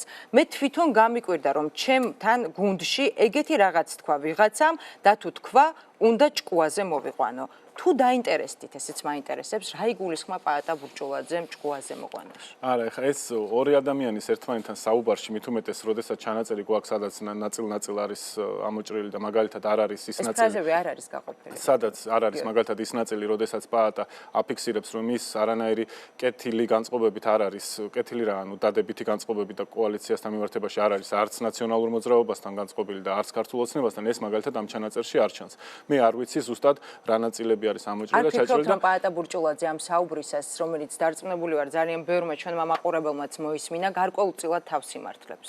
არა, მე არ ვთვლი, რომ ის თავს იმართლებს, ის უბრალოდ ის თავიდან ამბობს, ხუმრობთ თუ არა კიდევაც, იმიტომ რომ მისთვის ჩვენ ვიცით პოზიცია რა გვაქვს პარტიაში. ეს ვიცი მე, ეს იცის ვახო მეგრელიშვილმა, ეს რა თქმა უნდა იცის ბატონმა პაატამ და ყველა და ეს არის ერთიანი პოზიცია, რომელიც აქვს ამ ბლოკს. ეს არის რომ ჩვენ არ ვაპირებთ კოალიციას არც ერთ ძალასთან, არც ქართულ ოცნებასთან, არც ნაციონალურ მოძრაობასთან პარლამენტში შესვლის შემდეგ, მაგრამ თემატური თანამშრომლობა რაც შეეხება კონკრეტული რეფორმების გატარების უზრუნველყოფაში, რა თქმა უნდა ვითანამშრომლებთ თითოეულ დეპუტატთან იმისთვის რომ ამ შესახებ არის ინფორმირებული რომ იმ შემთხვევაში თუ თქვენი პოზიციების თანხმდრა ამიტომ მას გაუკვირდა, როდესაც მოისმინა ის ინტერპრეტაცია, რაც გააკეთა ნიკა გვარამიამ. ეს განცხადება ინფორმით, რაც ნიკამ უთხრა ბატონ პაატას, არ გაუკეთებია ვახო მეგრელიშვილს და ზუსტად ამან გამოიწვია უხეშად რომ თქვა გაოცება ბატონი პაატასი. შესაბამისად, ჩემთვის აქ ძალიან მინდა რომ განსაზღვროთ რა არის მნიშვნელოვანი. მნიშვნელოვანი არის ის რომ გვისმენენ და ის რომ ადამიანის უფლებები ირღვევა.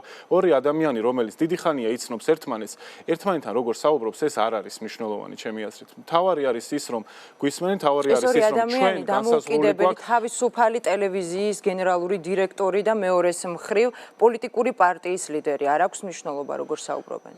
თქვენ თulit თუ არა რომ მაგალითად თქვენი ტელევიზიის გენერალურ დირექტორს აქვს უფლება რომ გაარკვიოს ბატონი პაატას დამოკიდებულება შესაძლო კოალიციასთან ოცნებასთან.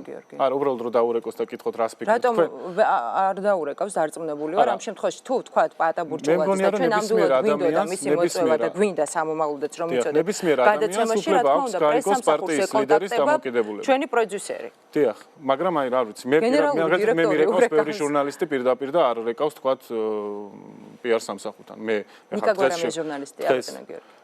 და პოზიციები ინტერესდება და თაგავს და ჩვეულებრივად გვეკითხება რეპორტაჟის მომზადებაზე ამ შემთხვევაში რეპორტაჟის მომზადებას გეგმავს ამ საკითხთან მიმართებაში და ამის შესახებ პარალელურ რეჟიმში აფრთხილებს კონკრეტული პოლიტიკური პარტიის ანუ ის არ ვიცი რატო ცდილობთ რაღაც სხვანაირად შეფუთვას რეალურად ის ეუბნება რომ მე ვაპირებ სიუჟეტის გაკეთებას ვახო მეგრელიშვილმა ანუ ეუბნება რომ მეგრელიშვილმა თქვა რაღაცა რაც რეალურად მას არ უთქვია მაგრამ ეს ნაკლებად მნიშვნელოვანია ამ შემთხვევაში და ამაზე ვაპირებ სიუჟეტის გაკეთებას და თქვენი კომენტარი დამჭირდება. ამაზე რა არის ის რაღაც სასწაული, რომ ტელევიზია რეკავს პარტიაში ლიდერი ლიდერთან, დირექტორი ლიდერთან და ეუბნება რომ ეს შეიძლება ხო თქვენი კომენტარი დამჭირდეს. ჩვენ დირექტორები არ რეკავენ ზოგადად არც იმ ტელევიზიაში, სადაც ამ დრომდე ვმუშაობდი, ამ ტელევიზიამდე არც იქ დირექტორები, გენერალური დირექტორები ნამდვილად არ რეკავენ კომენტარებთან დაკავშირებით, არსებობენ ჟურნალისტები და არსებობენ წამყვანები. გეტყვით კონკრეტულ მაგალითს, არ მინდა გვარის დასახელება, ეთერის შემდეგ შემიძლია გითხრათ, ორი კონკრეტული ტელევიზიის ლიდერს ჩემთან დაურეკია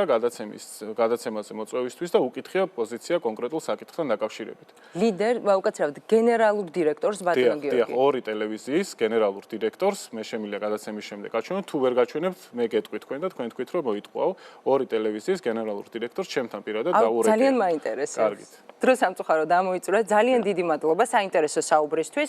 20-30 შეკითხვებს გიორგი პაპავა პასუხობდა, რეკლამის შემდეგ თქვენ ახავთ. როგორ აფასებს ვახტანგ მეგრელიშვილი პაატა ბურჭულაძესა და ნიკა გვარამიას შორის შემდგარ სატელეფონო საუბარს და რას პასუხობს ტელეკომპანია რუსთავიორის გენერალურ დირექტორს ბარიერის გადალახვის შემთხვევაში გეგმავს თუ არა ვახტანგ მეგრელიშვილი ქართულ ოცნებასთან თემატურ თანამშრომლობას ვახტანგ მეგრელიშვილი 20-30-ში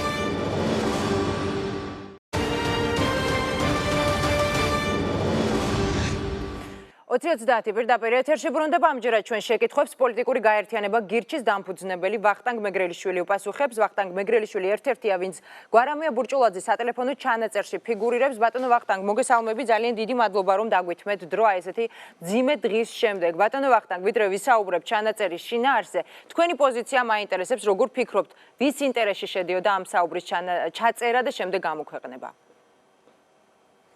მოგესალმებით, დიდი მადლობა ჩართვის შესაძლებლობისთვის.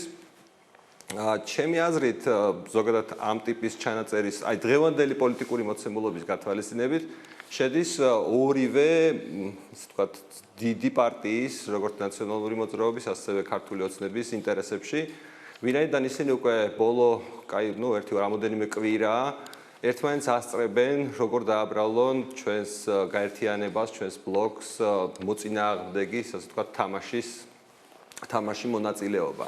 ბიზნეევანიშვილი ამბობს, რომ ჩვენ ვართ ნაციონალებზე, რაღაც ელიტური ნაციონალები თუ რაღაც მსგავსი, ნაციონალები ამბობენ, რომ ჩვენ ვართ რაღაცა ბიზნეევანიშვილისგან მართული ძალა და ასე შემდეგ. მე ვფიქრობ, რომ ეს აჩვენებს ჩვენი პოლიტიკური ძალის მნიშვნელობას ამ არჩევნებზე, ამ რეალობაში, რაც დღეს არის, იმიტომ რომ მსგავსი ორმხრივი შეტევა მე მგონი არც ერთ პარტიაზე საქართველოში დღესდღეობით არ ხორციელდება. მეორე საკითხია, რომ ვისაც არ უნდა აწყობდეს ამ ტიპის ჩანაწერების კეთება და გამოქვეყნება, ამას არ აქვს დღევანდელ შემთხვევასთან პირდაპირი კავშირი. ეს არის ერთნიშნულოვნად ხელისუფლების პასუხისმგებლობა და გეტყვით არა მხოლოდ იმიტომ, რომ თქვათ მე რაღაც დარწმუნებული ვარ, რომ ეს ჩანაწერი გააკეთა სუსმა, არამედ ეს მეორეს მხრივ თუ ეს ასე არ არის, ეს აჩვენებს მის უნარობას, რომ მსგავსი ტიპის დანაშაული და ეს ნებისმიერ შემთხვევაში დანაშაულია, თუ ვინ გააკეთა, მას არ შეუძლია მსგავსი დანაშაულის აღკვეთა და პრევენცია. ანუ ვინაიდან აქამდე არც ერთხელ არ ყოფილა გამოვლენილი და დასჯილი ასეთი დანაშაულის ჩამდენი, ეს ფაქტობრივად ავტომატურად იწვევს ხელისუფლებაზე ეჭვს, მოდი ასე ვთქვათ. შესაბამისად, ამ ნაწილში თავის გასამართლებელი არც ერთ შემთხვევაში არაფერი არ აქვს ხელისუფლებას ამას გულისხმობთ. ბატონო ვახტანგ, შინაგან საქმეთა სამინისტრომ უკვე დაიწყო გამოძიება, სუსმა უკვე გაავრცელა ამ საკითხთან მიმართებაში განცხადება. მე მაინტერესებს თქვენი პოზიცია და თქვენი თანაგუნდელები გეგმავენ თუ არა სამართალდამცველებთან ამ საკითხთან მიმართებაში თანამშრომლობას.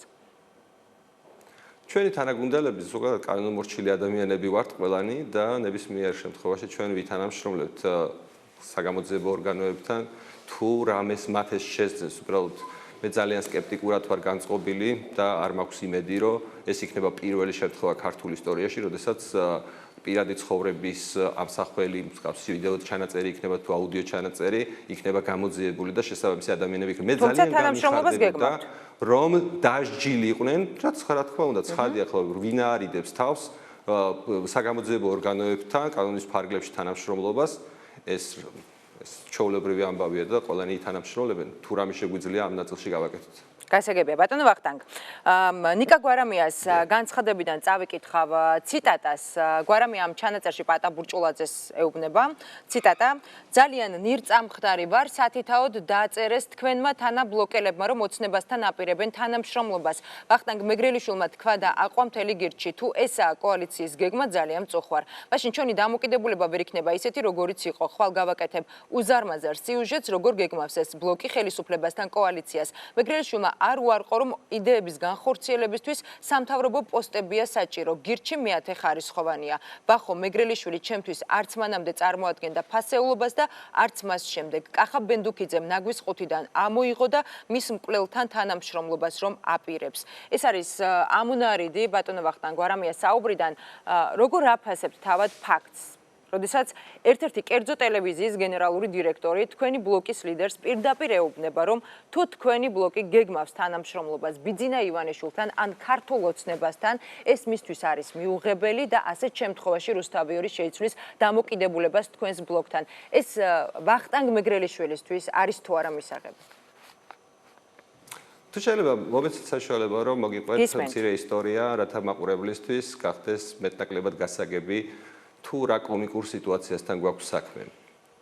ეს გახდათ ის დღე, როდესაც ბლოკმა დაასახელა საპარლამენტო სია და ჩვენ დაახლოებით 15 ადამიანი, პოლსკი, რიჟა, ემილი ლუკა და ასე შემდეგ, ერთი 15-მდე გირჩელი წავედით ზახარ ზახარიჩში.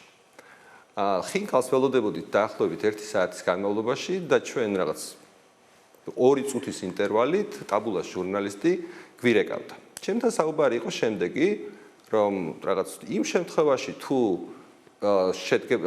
პარლამენტში ჩვენი პარტია, ჩვენი გაერთიანება ითანამშრომლებდა თუ არა ქართულ ოცნებასთან. და ნუ სხვა ძალებიც იყო დასახელებული, იქ იყო დასახელებული ირმა ინაშვილის გაერთიანება. ნუ მე კატეგორიულად გამორიცხედავ თქვი კიდეც ამის შესახებ, რაც სიტყვასიტყვით ტაბულამ გადაწერა, ანუ დაწერა ტაბულას პოსტში იყო ეს ყველაფერი. და მე ყველანაირად ვცდილობდი ამეხსნა ჟურნალისტისთვის, რომ ჩემთვის მტერი ამ ქვეყანაში არავინ არ არის. არც ნაციონალური მოძრაობა არ არის მტერი, არც ქართული ოცნება არ არის და ნუ ცხადია ამის საშუალება არ მქონდა, რომ მე ამეხსნა მისთვის, რომ მიუხედავად იმისა, რომ მე დარწმუნებული ვარ ზვიად გამსახურდია 100%-იან პატრიოტულ მიზნებში, თქვათ მისი მოქმედება და დარწმუნებული ვარ, რომ ზვიად გამსახურდია, მაგალითად საკუთარ სიცოცხლესაც შეწირავდა საქართველოს. მისი ყველა ქმედება და ის შედეგები, რომელიც მისმა ქმედებებმა მოიტანა, იყო პრორუსული. ანუ მე ვფიქრობ, რომ ამ ქვეყანაში იარლიყები კი არ უნდა მივაწებოთ რაღაც პოლიტიკურ ძალებს. არამედ უნდა ვიფიქროთ, რა შედეგს მოუტანთ ესა თუ ის მოქმედება ჩვენს ქვეყანას და ეს შედეგი ჩვენი ქვეყნის სასარგებლო იქნება ჩვენი მტრისთვის თუ ჩვენი მოყვარისთვის. ასეთი პოზიცია მაქვს მე პირადად ვახტანგ მეგრელიშვილს და არ მგონია, რომ ეს პოზიცია ვინმე არ გაიზიაროს. ანუ მე მგონია, რომ ეს არის ყველაზე სწორი პოზიცია, რა პოზიციითაც პოლიტიკოსები და შესაძლო მომავალში პარლამენტარები თუ ამაზე ქართველი ხალხის ნება იქნება, უნდა მიდიოდნენ პარლამენტში ერთმანეთთან სათანამშრომლოდ. და რა იმისთვის რომ წინასწარ შევქმნათ რაღაც მტრის ხატები, ვითამაშოთ რაღაც ესეთი დაუმორჩილებელი რადიკალური ოპოზიციის როლი და ჩვენ თქვათ რომ თუ ის რაღაცა ისე არ იქნება როგორც ჩვენ გვინდა, ჩვენ არ ვიცი არ დავსხდებით რუსთაველზე და დავაბინძურებთ იქაურობას. მე პირადად მსგავს ქმედებას არ ვაპირებ არასდროს და ვაპირებ თითოეულ იმ საკითხზე. ცოტა შორის აი Facebook-ის საჯარო დისკუსიაში, რომელიც თქვენც შეგიძლიათ და მაყურებელსაც შეუძლია საჯაროა ეს ვოლით და წაიკითხოს, მე პასუხებს ვცემდი, რომ ჩემთვის მნიშვნელოვანია ამ ქვეყანაში აი ეს საკითხი გადასახადების შემცირება, ჩემთვის მნიშვნელოვანია ნარკომანების თუ ნარკომომხმარებლების არ დასჯა და ციხეში არ გაშვება, ჩემთვის მნიშვნელოვანია ეს საკითხი და ნებისმიერი პოლიტიკური ძალა, რომელიც ამ საკითხებთან მიმართებაში შემოვა დისკუსიაში, იმსჯელებს ამ საკითხებზე, ჩემთვის არის ჩვეულებრივი პარტნიორები პოლიტიკურ ცხოვრებაში. მაგრამ ზუსტად ტაბულას ჟურნალისტის აი ესეთი დაჟინებული კითხვა, კი მაგრამ აი ამასთან ითანამშრომლებთ, მე ვფიქრობ, რომ ზუსტად ეს რაღაცნაირად წინასწარ განზრახული იყო, რომ თუნდაც რამე ამნაგვარი მეთქვა, რომ არა მე რაღაც არავითარ შემთხვევაში ვის ინტერესში შედიოდა ბატონო ვახტანგ წინასწარ განზრახვაზე როდესაც საუბრობთ? ანუ ვის ინტერესში შეიძლება თქვა შედიოდეს გარკვეული გაუგებრობის შემოტანა თქვენსა და ამ შემთხვევაში ნიკა გვარამიას? ხო და აი მაშინ ამ ნაწილს დავასრულებ, გადავალ შემდეგ ნაწილზე. ანუ შემდეგი ნაწილი იყო ის, რომ ბატონმა ნიკა გვარამიამ, რომელიც არის ერთ-ერთი უდიდესი კომპანიის ხელმძღვანელი საქართველოში, როგორც წეგან ვუსმენდი პაპავამ თქვა, გიორგიმ დაგვტაგა ბევრი ადამიანი და მათ შორის ძალიან შეურაცხყოფელი სიტყვები გამოიყენა, რომ ესო მართლა შენ თქვიო თუ არ თქვიო. ანუ აი ძალიან უზრდელი ფორმა იყო კომუნიკაციის, რაღაცა ალბათ სავარაუდო იყო, რომ რაღაც მე უნდა გამოსულიყავი მდგომარეობიდან და ანალოგიურად მეპასუხა, ანუ იმ პოსტის შესაბამისად მეპასუხა და შემდგომ იქვე მართლაც მიდიოდა დისკუსია, რომ რაღაც მე ხო პაატა ბურჭულაძესთან რაღაც დავრეკა და ეგ სინამდვილეში ქვეყანაში რა ხდება?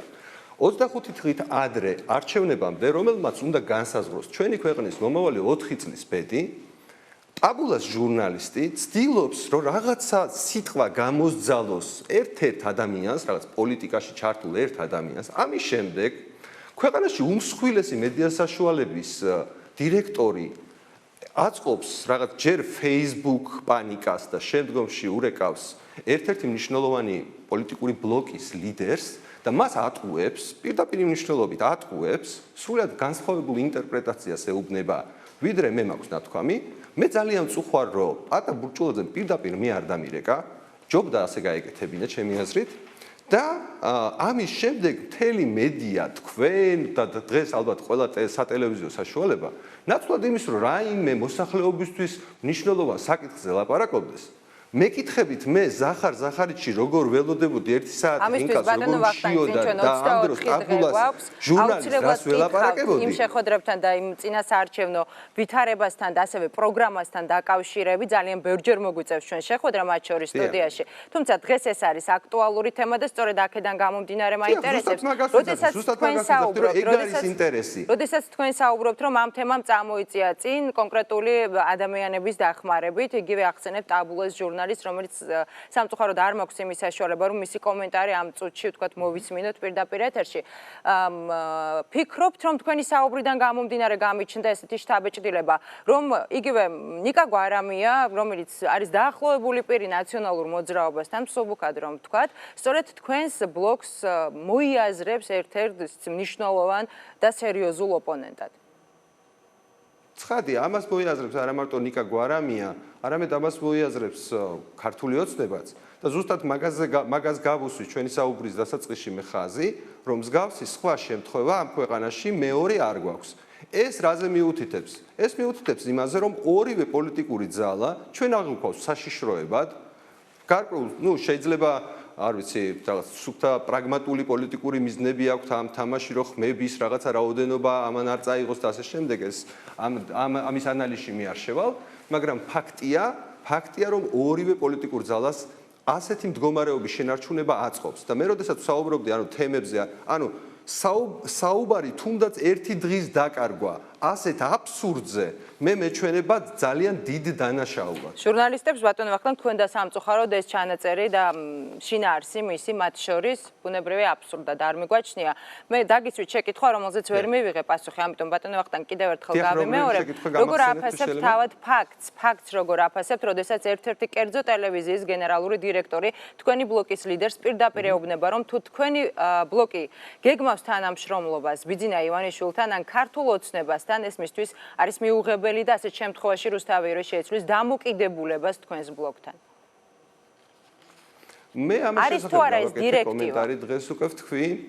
მე ვთქვი ესეთი რამე, რომ ნებისმიერ დემოკრატიულ საზოგადოებაში, სადაც თავისუფალი ბაზარი არის პრიმატი, ანუ ძალიან მნიშვნელოვანი, კერძო ტელევიზიისგან მე ვუშვებ ნებისმიერ მოქმედებას, ნებისმიერი პოლიტიკური პარტიისადმი αφილიაციას, ნებისმიერი პოლიტიკური პარტიის მხარდაჭერას, ასეთი ტელევიზიები არსებობს, მაგალითად თუნდაც თქვენ ან რაღაცა ის რო არის რაღაც ირმა ინაშვილს რო უჭერს დამავიწყდა იმ ტელევიზიის სახელი, რომელიც აი პირდაპირ მუშაობს. ანუ ასეთი ტელევიზიები საქართველოში არსებობს, ამაში გასაკვირი არაფერი არ არის, მთავარი ასეთი არ იყოს სახელმწიფო ტელევიზია, ნიკა გვარამიას აქვს სრული უფლება, რაც უნდა ის გააკეთოს. ბატონო ვახტანგ, ჩვენი გენერალური დირექტორი ნამდვილად არ ურეკავს მით უფრო პოლიტიკური პარტიის ლიდერებს და ნამდვილად არ აძლევს დირექტივებს, სხვა თუ არაფერი.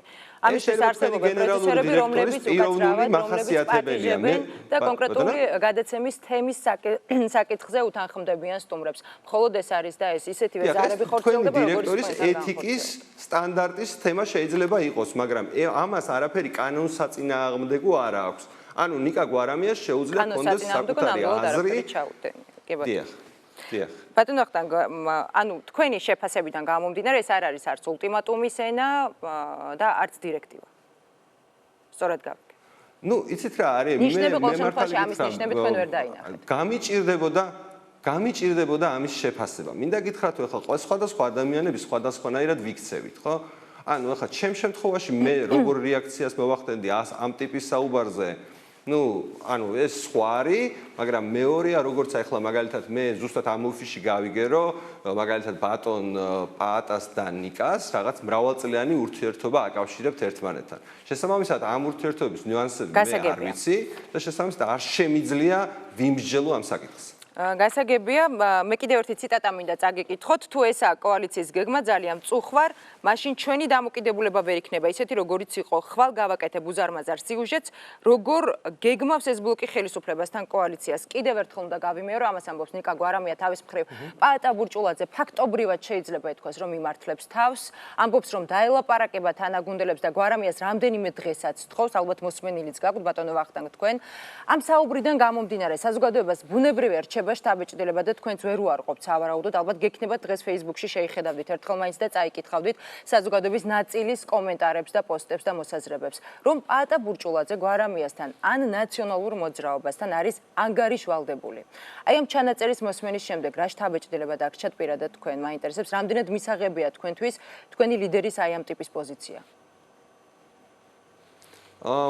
როგორ გითხრათ, მისაღებია მეთქი ახლა მისაღები როგორ, ანუ მე წეგან გაგეცით პასუხი იმ ნაწილზე, რომ მე არ ვიცი მეთქი ამ ორი ადამიანის ურთიერთობის შესახებ. მეორე საკითხია, რომ ბატონი პაატა იქნება თუ ნებისმიერი პოლიტიკური ძალის ხელმძღვანელი, ჩემი აზრით, წინასაარჩევნო პერიოდში გადამეტებულად აფასებს მედიის მნიშვნელობას და მათთან საუბრისას ტონი არის, ну, ერთი შეხედვით შეიძლება შერბილებული.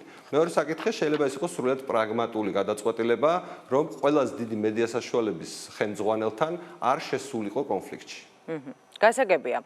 პაატა ბურჭულაძე ასევე ნიკა გვარამიასთან საუბრისას აცხადებს, რომ გესაუბრათ თქვენ, ამბობს, რომ თქვენ არიყავით ქართულ ოცნებასთან თემატურ თანამშრომლობასთან დაკავშირებით გაკეთებულ განცხადებაზე ინფორმირებული და პარალელურად ამბობს აი ამ ტიპის ციტატას, რომ მე თვითონ გამიკვირდა, რომ ჩემთან გუნდში ეგეთი რაღაც თქვა ვიღაცამ და თუ თქვა, უნდა ჭკუაზე მოვიყვანო. ბატონო ვახტანგ, თუ დაინტერესდით რა იგულისხმა ბურჭულაძემ თანაგუნდელების და თანაგუნდელების ჭკუაზე მოყვანაში.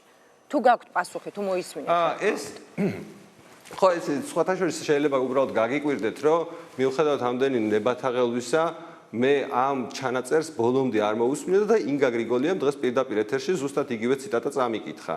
მე მართალი გითხრათ არა ვარ ისეთი ადამიანი, რომლის ჭკუაზე მოყვანა მარტივი საქმეა, ვისგანაც არ უნდა იყოს ეს. რატომ არ მოусმინეთ ბატონო ვახტანგ? მოკლედ ესეც მითხარით, არ გაინტერესებდათ რა საუბრობდა თქვენი პარტიის ლიდერი? რატომ არ მოусმინეთ? რა იყო ამ? მე არ მესიამოვნა, ჯერთ იყო გასაგები იყო რა მიზნით გასაჯაროვდა მსგავსი ტიპის ანუ უმრავლეს უდიდეს ნაწილს ვუსმინე. კარგით, ის თქვენი პარტიის ლიდერია და ჩვენ მაინც დავინტერესდით იქნებ მიპასუხოთ კონკრეტულად ამ შეკითხვაზე.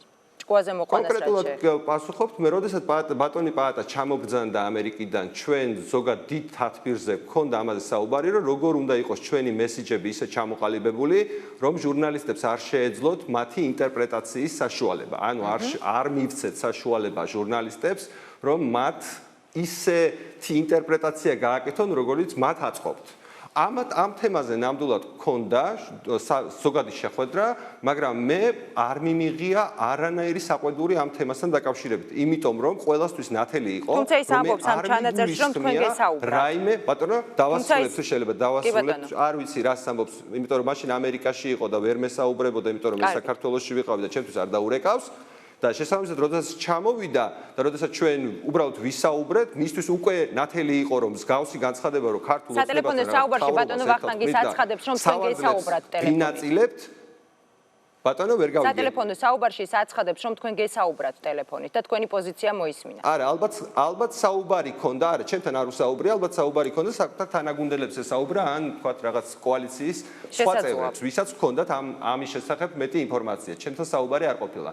ანუ მე იმის თქმა მინდა საბოლოოდ რომ დავასრულო ეს გაუგებრობა, რომ არასოდეს არ მიხსენებია, დიდი მადლობა, არასოდეს არ მიხსენებია, რომ პარლამენტში ვინმესთან, მათ შორის არ აქვს მნიშვნელობა ქართული ოცნება იქნება თუ სხვასთან, სავარძლების განაწილებაზე იქნებოდა საუბარი. მაგრამ მე ყოველთვის ვამბობდი, რაც თქვი, რომ თანამშრომლობას არავისთან არ გამოვრიცხავდი. თემატურ თანამშრომლობას. კი ბატონო და ჩვენ ეს ეთერშიც განაცხადეთ, როგორც თქვენ, ისე ბატონმა გიორგი პაპავამ. ძალიან დიდი მადლობა 20-30 შეკითხვებს. ვახტანგ მეგრელიშვილი პასუხობდა, ახლა რეკლამის შემდეგ თქვენ ახავთ. რაზე მიუთითებს ნიკა გვარამიასა და პაატა ბურჭულაძე შორის შემდგარი სატელეფონო საუბარი და რას პასუხობს მართველი გუნდი ნიკა გვარამიას ბრალდებას უკანონო მოსმენებთან დაკავშირებით, რომელი პოლიტიკური ძალის ინტერესში შედის საარჩევნო ვითარების დესტაბილიზაცია, რა პროვოკაციებს ელის მართველი გუნდი და შეძლებს თუ არა ხელისუფლება არჩევნების მშვიდ გარემოში ჩატარებას. 20-30 შეკითხვებს გია ვოლსკი უპასუხებს.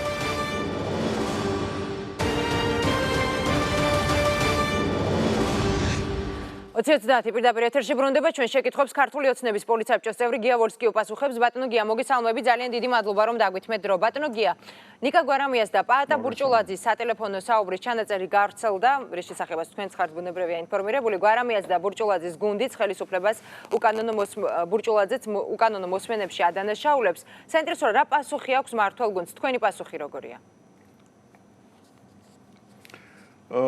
მოგესალმებით. ელემენტარული ანალიზი ცხადყოფს იმას, რომ არავითარი ინტერესი, რომც იყოს ქვეყანაში ეგეთი სიტუაცია, არ შეიძლება მართლ გუნდს კონდეს, ქართული ოცნება იქნება თუ სხვა ახალი გარემოებებად გაასაღოს ის, რაც ყველასთვის კარგად არის ცნობილი. ნიკა გვარამია, რუსთავი არის ნაციონალური მოძრაობის ნაწილი, თვითონაც არ უარყოფენ. ნიკა გვარამია არის ადამიანი, ვინც ხელმძღვანელობს პოლიტიკურ მიმართულებებს და სტრატეგიას გეგმავს და ბურჭულაძე არის თავისი არსით და ამიტომაც თქვათ ბერმა უარი თქვა მასთან ურთიერთობაზე არის სატელიტი და თანამშრომლობს ნაციონალურ მოძრაობასთან, მაგრამ თქვენი საუბრის მიუხედავად უნდა გკითხოთ, ბატონო გია, დიდი ბოდიში რომ გაწყვეტინებთ, თქვენ რა შთაბეჭდილება დაგრჩათ? ესეც მაინტერესებს ამ ჩანაწერიდან გამომდინარე, ანუ ვის ინტერესს ატარებს პაატა ბურჭულაძის ბლოკი, ანუ ამას იქიდან გამომდინარე გეკითხებით, რაც თქვენ საუბრობდით, რომ არც თუ იშვიათად ამ ბლოკის ცალკეულ სუბიექტებს, ასევე გარდა ნაციონალური მოძრაობისა, აკავშირებენ ივანიშვილთანაც. არა, აბსურდულია, ჯერესერთი დავინახეთ. ერთადერთი ახალი რაც გამოჩნდა დღევანდელ თუ გუშინდელ ჩანაწერში ის არის, რომ პაატა ბურჭულაძე კი არ თანამშრომლობს ნაციონალურ მოძრაობასთან, პაატა ბურჭულაძე ემორჩილება ნაციონალურ მოძრაობას. ინსტრუქციებს იღებს და შენიშვნებს იღებს და თითის ქნევას ჩვეულებრივი ამბავთ აღიქვავს. ასე რომ ეს არის მხოლოდ ახალი, თორე დანარჩენი არაფერი ახალი არ ყოფილა, ერთის გარდა ისი მიღწევა სურს ნიკა გვარამიას და ნაციონალურ მოძრაობას, რომ მათ უსმენენ. და დღეს დილასაც შეხვედრა ჰქონდა მეც და ჩემ კოლეგებსაც ეუთოს ევროსაბჭოს საპარლამენტო ასამბლეის ევროკავშირის წარმომადგენლებთან, რომლებიც საქართველოს ჩამოსულები არიან, ძალიან პოზიტიურად აფასებენ წინასაარჩევნო ვითარებას, სიწყნარეს, ხელისუფლების საქმიანობას, რასაკვირველია პატარა გადახრები ყოველთვის იქნება, თუმცა ამისთვის არის უწყებათა შორის საბჭო და აი ამას უპასუხა აი ამ დემარშით ნაციონალურ მოძრაობამ. სხვა ახსნა აი ამ საუბარს არა აქვს. ერთიც არის, რომ თვითონ რიგითი წევრები ბურჭულაძის პარტიის შესაძლოა არც იყვნენ საქმის კურსში, იმიტომ რომ ძალიან სტანდარტული პასუხი გასცეს შეკითხვას აპირებენ თუ არა თანამშრომლობას. ამას მოითხოვს რაღაც სტანდარტი, რომელსაც კარნახობენ, რომელსაც გთხოვენ, ადრე კარნახობდნენ, რომ ოპონირების მიუხედავად იყავით თანამშრომლობის რეჟიმში. ეს ჩვეულებრივი ამბავი ისინი აცხადებენ, რომ თემატურ თანამშრომლობას ბარიერის გადალახვის შემთხვევაში ქართულ ოცნებასთან გეგმავენ. ბატონო გია, ნიკა გვარამია ამბობს, რომ მე ციტატას დავიკითხო. ქართულ ოცნებასთან, ნებისმიერ პარტიასთან, რომელიც იქნება პატრიოტთა ალიანსის გარდა ასეთი ოპონირების რეჟიმში და ბურჭულა უკაცრავად და ასევე ოპონირების რეჟიმში ვიქნებით, მაგრამ ეხლა ის რომ ვთქვათ და გულზე ჯირი ვიკრათ, რომ თანამშრომლობას თემატურ თანამშრომლობას საკითხებთან დაკავშირებით არავისთან არ ვაპირებთ, ეს არაპოპულარული პასუხია და საქართველოს საზოგადოების, თუნდაც საერთაშორისო საზოგადოების სტანდარტს არ პასუხობს. კიდევ ერთ აქედან გამომდინარე პასუხის სტანდარტი იყო და კიდევ ერთხელ ეს უფრო განსაკუთრებით ხაზს უსვამს იმას, რომ ერთადერთი ვინც დაინტერესებული იყო ესეთ დიალოგის გამართვაში და შემდეგ სუსის დადანაშაულებაში არის ნაციონალური მოძრაობა. რასაკვირველია, ეს იმ გეგმის ნაწილია. ჩვენც ახლა თითქოს ახალ რამეს ვიგონებთ. მე მინდა მოგაგონოთ თქვენ სააკაშვილის ინტერვიუ ერთი და მეორე კიდე Forbes-თან და რუსთავი 2-თან. სადაც პირდაპირ ამბობს, რომ მობილიზება ახალგაზრდების ინტერნეტით კავშირები და დამხობა აი ამ სიტყვით და როგორ უნდა მოხდეს ეს დამხობა და როგორ უნდა განხორციელდეს. ასე რომ რა არის იმაში საეჭვო, რომ საუბრობთ ნაციონალური მოძრაობის დესტრუქციულ საქმიანობაზე.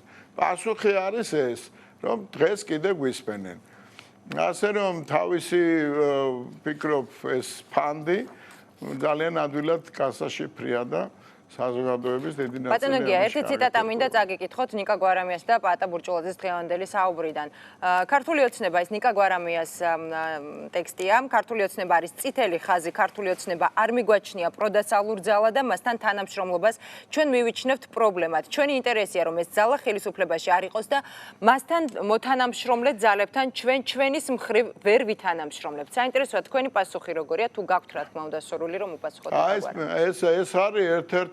ეს არის ერთ-ერთი მთავარი ხაზი, თქვენ გახსოვს კიდევაც მიტინგებს აპირებდნენ ჯერ ვანომერაბიშვილის ხელმძღვანელობით, რომ დემოკრატია უნდა დაიცვან, ეს კითხვის ნიშანი არსად არ ჩანს.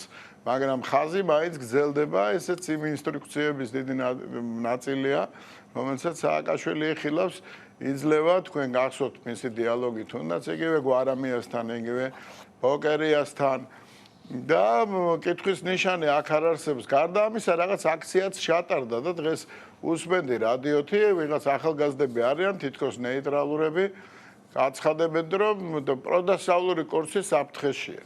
დაამთავრდა მეგობრებო, მორჩა ეს საკითხი, არა აქვს ჩვენთან პრეტენზია, კითხვის ნიშანიც კი არ არსებობს, თანამშრომლობის ინტენსიური რეჟიმი გრძელდება, იგივე რუსეთთან მოლაპარაკებები გრძელდება იმ რეჟიმში, რომელიც ჩვენს პარტნიორებს საკმაოდ სწორ ნაბიჯად მიაჩნიათ ჩვენი მთავრობის, ასე რომ ეს ნიშა, რასაც ქვია, სტაბილურობის შენარჩუნება ქვეყანაში, ეს არის ძალიან მყარად დაკავებული. ეხლა არის ნიშა კიდე ერთი, რომელშიც უნდა თავისი პატარა თუ დიდი, არ ვიცი, იმედი აქვს ალბათ დიდი, მაგრამ პატარა ნიშა დაიკავოს ბურჭულაძეს და იმ დანარჩენ პარტიებს, რომელიც მასთან არის ასოცირებული. აქაც როგორც ჩანს, ნიკა გვარამიამ გადაწყვიტა საკმაოდ არაპოპულარული ბურჭულაძე მოიშოროს თავიდან, მაგრამ ამის რეალიზაცია ხდება სწორედ აი ამ გზით. ერთი რომ სუს დააბრალოს რომ უსმენენ, თუმცა სუს ძალიან ბევრი საქმე აქვს და ვფიქრობ ეს საფრთხეები რაც აგვაცილეს და ალბათ მუშაობის შესახებ ცოტა ვიცით ჩვენ კიდე ეს ერთი ნაწილი ჭრილის მიყენება ხელისუფლებაზე დღითი დღე პოპულარობა იზრდება პრემიერ-მინისტრის მისი ხედვების, მისი პროგრამის და მეორე მხრივ კიდევ ეს ატა ბურჭულაძის კისერზე გადაატაროს გასაგებია ბატონო გია დრო ფაქტობრივად ამოიწურა ეს სტრატეგია დრო ფაქტობრივად ამოიწურა მინდა კიდევ ერთი ძალიან მნიშვნელოვანი საკითხი მოვასწრო ჩვენი საუბრის ბოლოს ბუნებრივია დავით უსუფაშვილმა განაცხადა რომ ბიძინა ივანიშვილმა პრემიერობა შესთავაზა მას თუ ფლობთ ამის შესახებ ინფორმაციას იყო თუ არა ასეთ შეთავაზება და რამდენად რეალისტურია ეს ინფორმაცია ეცით რა არის, როდესაც დიდ დონეზე მიდის საუბარი, დასაშვები აქვს საკითხების, სხვადასხვა საკითხების განხილვა, მაგრამ რატომღაც დავითს ინტერპრეტაციები დასჭემდა ბევრ სხვა საკითხთან დაკავშირებით. ამდენად არც ინფორმაცია არ მაქვს და მკითხაობასთან არც მკითხაობასთან ვარ მწყრალად, მაგრამ არ არის ბიძინა ივანიშვილი ის ადამიანი რომელიც ესეთ რაღაც შედის ესეთ საუბრებში მე არ ვიცი შესთავაზა თუ არ შესთავაზა ყოველ შემთხვევაში დათო უსუფაშვილი შეიცვალა ძალიან შეიცვალა მას მერე რაც პარლამენტის თავმჯდომარის პოზიციიდან გადაინაცვლა ოპონენტი პარტიის ფორმატში ძალიან დიდი მადლობა ბატონო გია მე ძალიან დიდი იმედი მაქვს რომ ამ შეთავაზებასთან შესაძლო შეთავაზებასთან დაკავშირებით უახლოეს მომავალში ბიძინა ივანიშვილის კომენტარს მოვისმენთ გმადლობთ 2030 შეკითხვებს გია ვორსკი პასუხობდა ახლა რეკლამის შემდეგ თქვენ ნახავთ როგორია სტარტაპ საქართველოს ფარგლებში ჩატარებული კონკურსის შედეგები? რა ინოვაციური პროექტები წარადგინეს ახალგაზრდებმა და რა რაოდენობის დაფინანსება მიიღეს ბენეფიციარებმა? რა შედეგს მოიტანს სახელმწიფოს მხრიდან მაღალტექნოლოგიური პროექტების მხარდაჭერა და როგორ აისახება ეს ქვეყნის ეკონომიკაზე? საპარტნიორო ფონდის ხელმძღვანელი დავით საგანელიძე 2030-ში.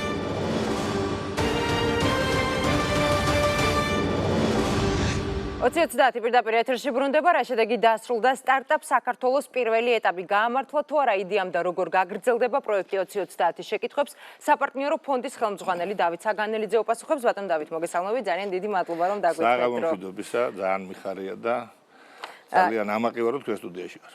ბატონ დავით ჩვენი საუბარი მინდა დავიწყო ერთ-ერთი ძალიან მნიშვნელოვანი მოვლენით და ძალიან რას გულისხმობ საქართველოსა და ჩინეთს შორის მიღწეული შეთანხმებით რომელიც თავისუფალი სავაჭრო შეთანხმებას გულისხმობს, თქვენ საკმაოდ ხშირად გქონდათ ჩინურ მხარესთან ურთიერთობა. მე მაინტერესებს თქვენი შეფასება, ძალიან საინტერესოა თქვენი გამოცდილებიდან გამომდინარე, რას მისცემს საქართველოს ეს შეთანხმება და როგორ აისახება საქართველოს მოსახლეობის ჯიბეებზე. და ქართულ ბიზნესებს ბუნებრივია. მაგა თათაშორის ეს 2-3 დღეა ძალიან ბევრი მეკითხება, რომ აი როგორ ფიქრობ, რას ფიქრობ, რაც მოგვიტანს. და ვხედავ რომ ჯერ საზოგადოებას კი არა შეიძლება სპეციალისტებსაც კი ჩემის აზრით არ აქვს გააზრებული ეს რამხელა მიღწევა ჩვენი ხელისუფლებისთვის მილიარდ-ნახევრიან ბაზარზე როცა გაქვს საშუალება შეხვიდე თითქმის გადასახადების გარეშე სადაც მთელი მსოფლიო ცდილობს რომ მოხვდეს იმიტომ რომ ჩინეთის ბაზარი დღეს ნებისმიერი ქვეყნის ეკონომიკას გადაატრიალებს თუ ამ ბაზარზე შესვლის შანსი ექნა და ჩვენ აღმოჩნდით ფაქტურად მესამე ქვეყანა, იმიტომ რომ ავსტრალიას და ჩილეს აქვს მხოლოდ რამოდენიმე სახის პროდუქციაზე, მათ შორის ღვინოზე სხვათა შორის, ასეთი თავისუფალი რეჟიმი მესამე ქვეყანაა საქართველო, მაგრამ საქართველო აღმოჩნდა არა მარტო რამოდენიმე პროდუქციაზე, ფაქტურად 95% იმ ნაწარმზე, რის ექსპორტის საშუალება ჩვენ გვაქვს ჩინეთში. და ეს უნდა იყოს არა იმის სტიმული მხოლოდ რომ აი ჩვენი პროდუქცია გავიდა ჩინეთში და კარგია რომ დახეთ ბაზარი რომელიც ჩაანაცვლებს ისეთ დიდ ბაზრებს რომელიც ნუ ფაქტურად დავკარგეთ რუსეთი ნაწილობრივად უკრაინა თავისი მძიმე მდგომარეობის გამო არამედ საქართველოში ძალიან ბევრს მისცემს იმის სტიმულს რეგიონიდან თუ ევროპიდან თუნდაც შეერთებული შტატებიდან რომ საქართველოში გადმოიტანონ ან შექმნან თავიანთი საწარმოები იმიტომ რომ საქართველოში წარმოებული პროდუქციის იარლიყით ასე ვთქვათ made in Georgia-ს წარწერით მათთვის შესაძლებელი იყოს ჩინეთის ბაზარზე შესვლა. ანუ ეს მარტო ის არ არის, რომ ბაზარზე შედიხარ, ეს ნიშნავს იმას, რომ სერიოზულ სტიმულირებას აძლევს საქართველოში წარმოების განვითარებას, ინვესტიციების შემოტანას. მე ვფიქრობ, რომ ეს უკვე 1 წელიწადში, 2 წელიწადში ჩვენ დაგვანახებთ იმ შესანიშნავ დიდ მიღწევებს, რაც უნდა მოიტანოს ამ ხელშეკრულება. ძალიან ბევრია ამ ხელშეკრულებაზე მინდა გითხრათ ნამუშევარი. ასე შემთხვევით ასეთ ხელშეკრულებები არ ხდება, მით უმეტეს ჩინეთი 7 თვის განმავლობაში მიმდინარეობდა მუშაობა თუ კიდევ უფრო არა, ეს დაწყებულია ჯერ კიდევ 3-4 წლის წინ. იდეის დონეზე მოლაპარაკებები მიმდინარეობდა ბოდიში. ხო, 3-4 წლის წინ, როცა ჯერ პირველად ჩვენ მოვახერხეთ და გარღვევა მოვახდინეთ ჩინეთის პოლიტიკურ წრეებში, მე გეტყოდით, იმიტომ რომ ჩინეთში თუ პოლიტიკურმა ხელმძღვანელობამ არ მიიღო გადაწყვეტილება, არა ანთო მწვანე შუქი ქვეყანასთან, როცა დარწმუნდნენ, რომ საქართველო არის ის ქვეყანა, ვისთანაც მართლა ღირს სერიოზული პარტნიორობა, რომ საქართველო არის კორუფციის გარეშე ქვეყანა, რომ საქართველო არის მათთვის შესანიშნავი პარტნიორი ევროპასთან, ამერიკის შეერთებულ შტატებთან, რეგიონთან, არის ხიდი ევროპისკენ, რომ საქართველოში ღირს ადამიანებთან საუბარი, იმიტომ რომ სიტყვას ფასი აქვს, ეს გადაწყვეტილება იქ მიიღეს. ამას უკვე მოხდა ეკონომიკის სამინისტროს კონკრეტულად და მთლიანად მთავრობის ძალიან სერიოზული მუშაობა, მინდა გითხრათ, იმიტომ რომ მე რამოდენიმე შეხვედრის მონაწილე ვარ როგორც თბილისში, ასევე პეკინში, ასევე გარკვეულ ფორუმებზე, სადაც აი ეს სამზარეულო დუღდა და გადადუღდა რო იტყვიან და ეს იყო შესანიშნავი დაგვირგვინება, იმიტომ რომ სიმართლე გითხრათ, ეხლა არც ველოდი რომ უკვე საბოლოო გადაწყვეტილება ეხა სექტემბერში იქნებოდა, ფიქრობთ საბოლოო გადაწყვეტილება იქნება წლის ბოლოს,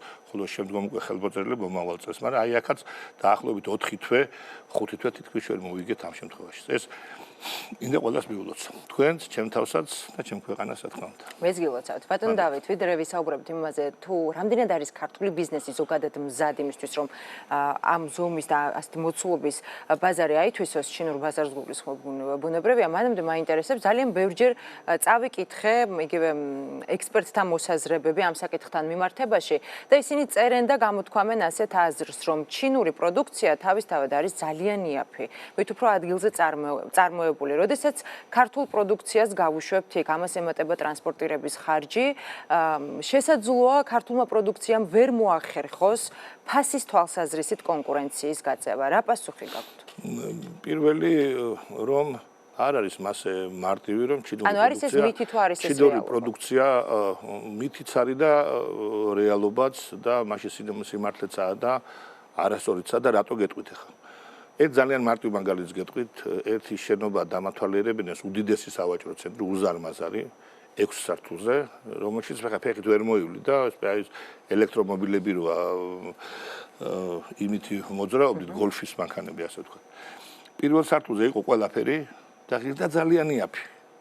აი იქამდე იაფი რომ გამიკვირდა როგორ შეიძლება საერთოდ ნივთი ასეთი იაფი ღირდეს. როცა ავედით მეორე სართულზე დაახლოებით ზუსტად იგივე ნივთები, ოღონდ ღირდა დაახლოებით 2-ჯერ 3-ჯერ უფრო ძვირი. თუ შევადარებთ დაუშვათ $1, იქ სადღაც $3-5. მესამე სართულზე რო ავედით 15 და ბოლო სართულზე რო იყო ნივთები, რომლებიც ღირდა მილიონები. მაგალითად ხალიჩა, რომელიც ღირს $1.5 და ალაგია თქვა 50 წელი ერთმანეთზე, ან ავეჯი, ან თქვა ელექტრო. არჩევანი დიდია.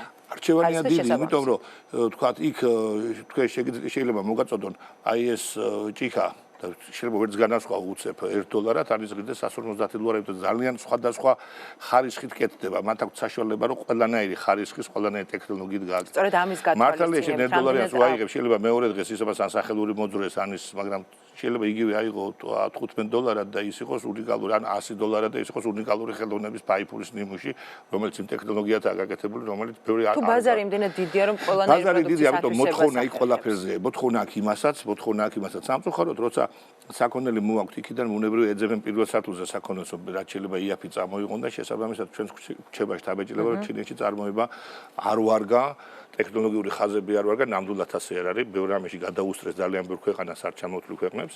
რაც შეეხება იმას, რომ მუშახელი იაფია ჩინეთში, აღარაა მუშახელი იაფი. ჩინეთმა სხვათა შორის გაიარა ის ეპოქა, როცა იძულებული იყო ერთი შვილი ყოლოდათ, შესაბამისად ინდუსტრიული უზარმაზარი სიმძლავრეები შექმნეს და დღეს მივიდნენ იქამდე, რომ უზარმაზარ სიმძლავრეებს მომსახურე პერსონალი აღარ აყავს, იმიტომ რომ ის თაობა, რომელიც უნდა მუშაობდეს ქარხანაში, ფაბრიკაში, საწარმოში, ფაქტობრივად ყავთ ძალიან პატარა, არის ძალიან დიდი პროცენტი მოსახლეობა, რომელიც საპენსიო ასაკის არის და ის მუშახელი აღარ აქვს, ამიტომ მოთხოვნა გაიზარდა მუშახელზე, იმიტომ სიმძლავრეები დიდი აქვს და ფასით შესაბამისად მუშახელზე გაიზარდა. ასე რომ საქონლები საკმაოდ ძვირია, ვინც ჩინეთში ყოფილა და თქვათ შესულა კვების ობიექტებში, სასტუმროში არის ისიც და ისიც, მაგრამ იმხელა ბაზარია, რომ იტევს ამას ყველაფერს. რაც შეეხება ჩვენს პროდუქციას, ეხლა ჩვენ მოდი ასე ვთქვათ, სამწუხაროდ არ აქვს ფართო ასორტიმენტი იმისი, რომ შევიტანოთ, მაგრამ მაგალითად ღვინო. ქართული ღვინო მე ძალიან ბრაზდები და ძალიან გული მწყდება, როცა ვხედავ, რომ ხანდახან $1-2 და $3 ვიღაცა ღვინოს მზადაა, რომ რაღაც თანხა აიღოს, უცებ და ერთი კონტეინერი ან ტრეილერიც აიღოს, იმიტომ რომ იქ ჩვენზე ბევრად ხა ცოტა უხერხული ამაზე საუბარი, უარეს ღვინოს ვარ შეადარებ ქართულ კარგ ღვინოს. იმ ქვეყნებიდან, რომელსაც არ დავასახელებ თქვენის ნებართვით, რომ არ მივაყენო შეურაცხყოფა, აქვს $15-20 ის ნიშა და ხანდახან ქართულ ღვინოს როცა ჯობია. ჩვენ საკმაოდ მაღალი თუ არა, ეხლა მე არ ვლაპარაკობ ფრანგულ შატომარგოზე პირობითად, რომელიმე საშუალო ნიშა შეგვიძლია საშუალო ნიშა თავისუფლად შეგვიძლია დავიჭიროთ, რომელიც ფასი საკმაოდ სერიოზულია. მაგალითად ღვინის თემას გეტყვით, მე 4 წლის წინ მე პირველად ვიყავი ამ ხელისუფლების პირობებში, როცა შეიცვალა ეს ხელისუფლება, მომიწია ჩინეთში წასვლა, მაშინ ციფრი იყო, კარგად მახსოვს 800,000 ბოთლი და ვამბობდით, რომ აი როგორი კაი შედეგია, რომ ჩინეთში ამდენი ბოთლი შევიდა. შარშან, როცა მივახციეთ ჩვენ 2,100,000 საქართველოსდან ექსპორტირებულ ღვინოს, ვამბობდით, რომ რამხელა წარმატებაა, რომ 2 მილიონს გადავწყვეტით უკვე 2 წელიწადში და წელს 8 თვის განმავლობაში. შევიდა 4,100,000. ძალიან კარგი. და ეს არის როგორ იცით, ეხლა თქვენთან რომ რაღაც პატარა არ ვიცი, ქიძის თავი დააგდო და ვერ იპოვეთ, იმიტომ რომ ეს ჩვენ გვაძლევს საშუალებას, რომ შევიდეს ქართული ღვინო ისეთივე ტარიფით, როგორც მოგახსენეთ ჩილეს და ავსტრალიური ღვინოა. შევიდეს ქართული მინერალური წყლები, შევიდეს თქვათ სხვადასხვა სოფლის მეურნეობის პროდუქცია, ან დაუშვათ სხვა, მაგრამ რაც ყველაზე მთავარია, ჩვენ თუ არა გვაქვს ეს ტექნოლოგიები, ბაბატეთ ერთ ფრაზას ვიტყვი მარტო და არ გამიგზავნდეს. ესპანელები ეხლა 2 კვირის წინ თქვენ ალბათ საქმის კურსში ხართ, იბერიკო უდიდესი კომპანია, ხორცის წარმოებელი, ჩვენთან გააფორმა მემორანდუმი, ჩვენ უკვე ტერიტორიად შევარჩიეთ და ეხლა მშენებელ ორგანიზაციაზე გამოვაცხადეთ ტენდერი, საქართველოში იწყება ხორცის მეურნეობის ხორცის წარმოებას. საკმაოდ დიდი მასშტაბებით, იმიტომ რომ უკვე საქართველოში ნაწარმოები პროდუქტი შეიტანონ. ეს ერთი მაგალითია. იმიტომ რომ მე დარწმუნებული ვარ, ამას მოყვება ელექტროტექნიკაში, ამას მოყვება მძიმე, ვთქვათ, ინდუსტრიაში, იგივე სუბუქმრეწველობაში, ან კიდევ სხვაგან, გადამამუშავებელ წარმოებებში. იმ ტექნოლოგიების შემოტანა, რომელსაც ექნება დიდი ბაზარი. იგივე ხა ხილის წვენების, იგივე წყალი თუნდაც მინერალური წყალი. გასაგებია. ბატონ დავით, ვისაუბრეთ ჩინურ ბაზარზე, ვისაუბრეთ მოთხოვნილებაზე, არსებულ მოთხოვნილებაზე. მე მაინტერესებს ქართული საქართველოში არსებული ბიზნესი, ბიზნესმენები და საქმოსნები რამდენად არიან მზად აი ამ $1,500,000,000 ბაზრის ასათვისებლად? ამის რესურსი რამდენად რა თქმა უნდა, არა გვაქვს. არა გვაქვს ნამდვილად, მაგრამ ქართველი ბიზნესმენები და ქართული ინდუსტრია მზად არის იმისთვის, რომ ძალიან სწრაფად ადაპტირება მოახდინოს ამ მოვლენაზე და მოძებნოს პარტნიორები წარმოებაში ინვესტიციების ჩასადებად. ჩვენი ფუნქციაც ესაა, სიმართლე გითხრათ. საპარტნიორო ფონდი ერთ-ერთი ყველაზე მსხვილი ინსტრუმენტია, თუნდაც ეხლა 2 დღის წინ გამოქვეყნდა Fitch Ratings რეიტინგები, სადაც ჩვენ ძალიან მაღალი რეიტინგი მოგწეს, BB სტაბილური, რაც ზუსტად თანხმდება ქვეყნის რეიტინგს, რაც ჩვენთვის ძალიან საამაყოა. და იქვე წერია, რომ საპარტნიორო ფონდი ეს არის ქვეყნის ეკონომიკის მთავარი მამოძრავებელი ძალა და მთავარი ბერკეტი ქვეყანაში ფინანსური, ვთქვათ, ინვესტიციების მოზიდვის. ეს ჩვენი მოვალეობა. ჩვენ ეს ყველაფერი, რაზეც ახლა მე ვსაუბრობ, ძალიან კარგად უნდა აუხსნათ ჩვენს პოტენციურ პარტნიორებს, ქვეყნებს, იმ წრეებს, ფინანსურ თუ ეკონომიკურ, ვისაც ეს ჯერ არ იცის. ბატონ დავით, კიდევ ერთ ძალიან მნიშვნელოვანი საკითხი, ეს არის სტარტაპ საქართველო. ინოვაციურ კონკურსში გამარჯვებულები უკვე ცნობილი არის 36 გამარჯვებული ყავს ამ კონკურსს, რამდენიც ჩვენთვის გახდა ცნობილი. გამართლა თუ არა ამ პროექტმა, ეს მაინტერესებს და მიიღეთ თუ არა ესეთი პროექტები, რომელიც სამომავლოდ ქვეყნის ეკონომიკის განვითარებას გამოადგება და შექმნის რეალურად სამუშაო ადგილებს. შეიძლება პატარა კოლექტივი შევიტანოთ დღესთან თქვამში თუ შეიძლება. ცოტა გული მწყდება ხოლმე, როცა ამბობენ, რომ აი 36 პირველ ეტაპზე არა, 36-ს პლუს 20 და რატო?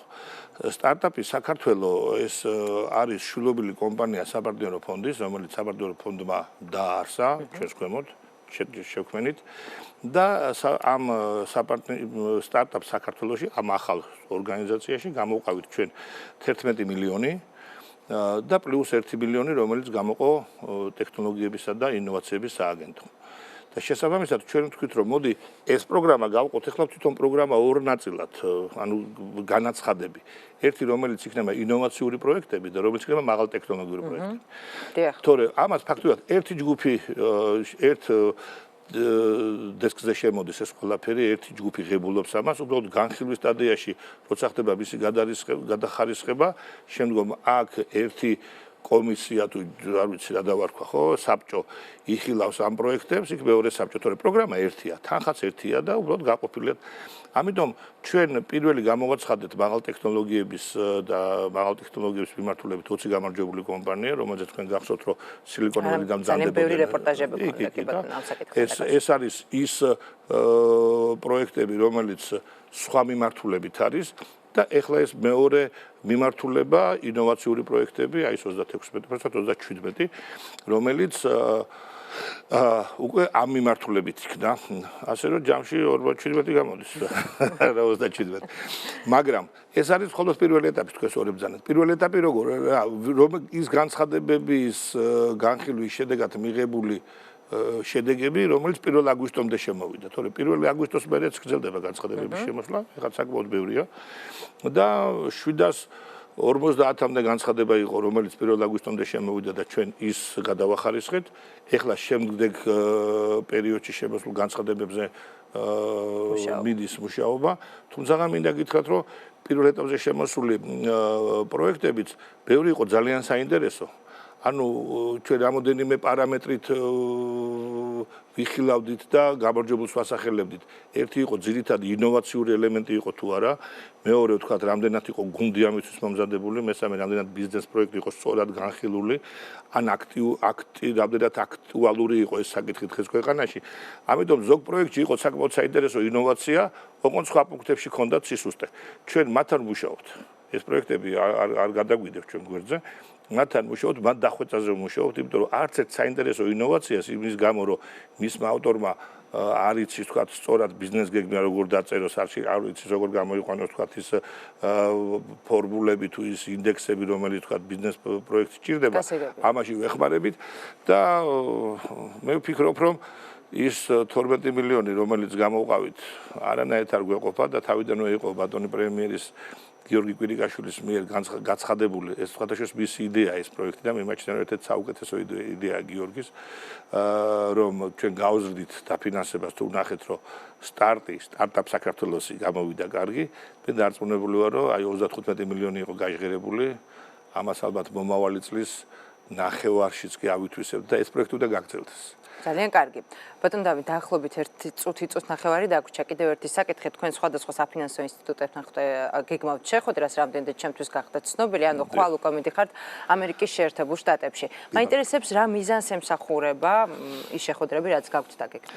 სხვათა შორის თვითონ ჩემს მიერ არ იყო ეს შეხვედრები დაგეგმილი, იმიტომ რომ მე არ მქონდა ეხა ამოცანა იქით ჩასვლა, მაგრამ ძალიან ჩემდა სასიხარულოდ, ჩემდა საამაყოდ მომივიდა მოწვევა ოპიკიდან, სადაც ჩვენ ოპიკთან გვაქვს მემორანდუმი გაფორმებული ურთიერთთანამშრომლობაზე, ვიხილავთ ერთ-ორ პროექტს ერთობლივად საქართველოში, ოპიკი ერთ-ერთი ყველაზე დიდი, ერთ-ერთი ალბათ ყველაზე დიდი საფინანსო ინსტიტუტია ამ ტიპის ამერიკის შეერთებულ შტატებში და მათთან თანამშრომლობა ჩვენთვის ძალიან დიდი პატივია და ძალიან დიდი ძალაა. და ოპიკმა ჩათვალა საჭიროდ რომ ალბათ კარგია რომ ჩავიდე და გარკვეულად კონკრეტულად ვისაუბროთ თუ რა ფორმით შეგვიძლია გარდა კონკრეტული პროექტების დაფინანსების საერთობლივად ვიმუშაოთ მართლთან ერთად. როცა ეს მოწვევა მივიღე თქვი ამის შესახებ თანხმობა განუცხადე შესაბამისად რამოდენიმე წინადადება იყო რომ ბანემ მესარგებლა მე ამ ვიზიტით და მქონოდა შეხვედრები ისეთი მნიშვნელოვანი როგორიცაა ვაშინგტონში თქვათ სახელმწიფო დეპარტამენტის ეკონომიკური დეპარტამენტის წარმომადგენლებთან, სოფლიო ბანკთან, სავალუტო ფონდთან, ნიუ-იორკში რამოდენიმე მსხვილ ფინანსურ ჯგუფთან და კომერციულ სტრუქტურებთან მექნება ლექცია და შეხვედრა ჩიკაგოს უნივერსიტეტის სტუდენტებთან საქართველოს შესახებ მათთან მექნება საკმაოდ ფართო და საინტერესო საუბარი და ასევე იქაურ ბიზნეს ასოციაციასთან და საბჭოსთან.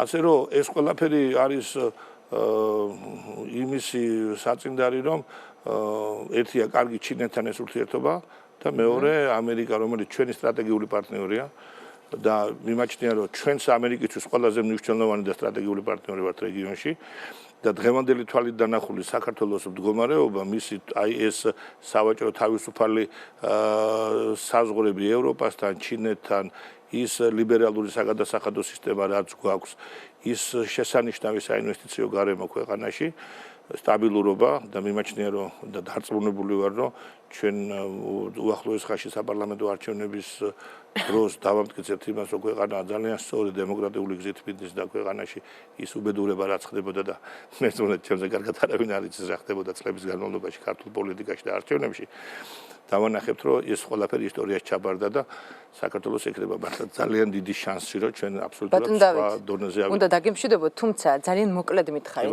არჩევნებთან მიმართებაში ინვესტორებს ხომ არ აქვს გარკვეული შეკითხვები? რა თქმა უნდა, ნებისმიერი ინვესტორი მაინც ფრთხილობს იმასთან დაკავშირებით, რომ ქვეყანაში არ მოხდეს რაიმე სერიოზული ვნებათა ღელვა, რაღაც გარკვეული პოლიტიკური რისკები ხო არაა მოსალოდნელი, ეს ნორმალურია და ჩვეულებრივი, თუმცა ვერავის ვერ შევატყე გარდა კითხვის დონეზე და აინტერესებს კითხოს და თქვა ჩემი გამოცდილებაც აინტერესებს რომ აბა რა იქნება და როგორ იმის იქით რომ ერთი ხელმოწერა მაინც შეეჩერებინათ ან ერთი შემაფერხებულ ფაქტორად როგორც ასეთი ეს მოვლენა. როგორც ჩანს ესე იგი სანამ ამ კითხვას დასვავენ ისინიც კარგად ეცნობიან სიტუაციას და კარგად აქვთ სტატისტიკა ციფრები თუ ინფორმაცია ძალიან კარგი და ასე რომ არა. ძალიან დიდი მადლობა. 2030 შეკითხვებს დავით საგანელიძე პასუხობდა, ასეთი იყო 14 სექტემბრის 2030 ყოველდღე 24 საათის განმავლობაში. რეპორტაჟების და დღის ყველა სიახლის ნახვის საშუალება გაქვთ საინფორმაციო სააგენტო 2030-ის გვერდზე 2030 წერტილი ნიუს. მე მაკაცინცაძე ვარ და ხვალამდე გემშვიდობებით დროებით.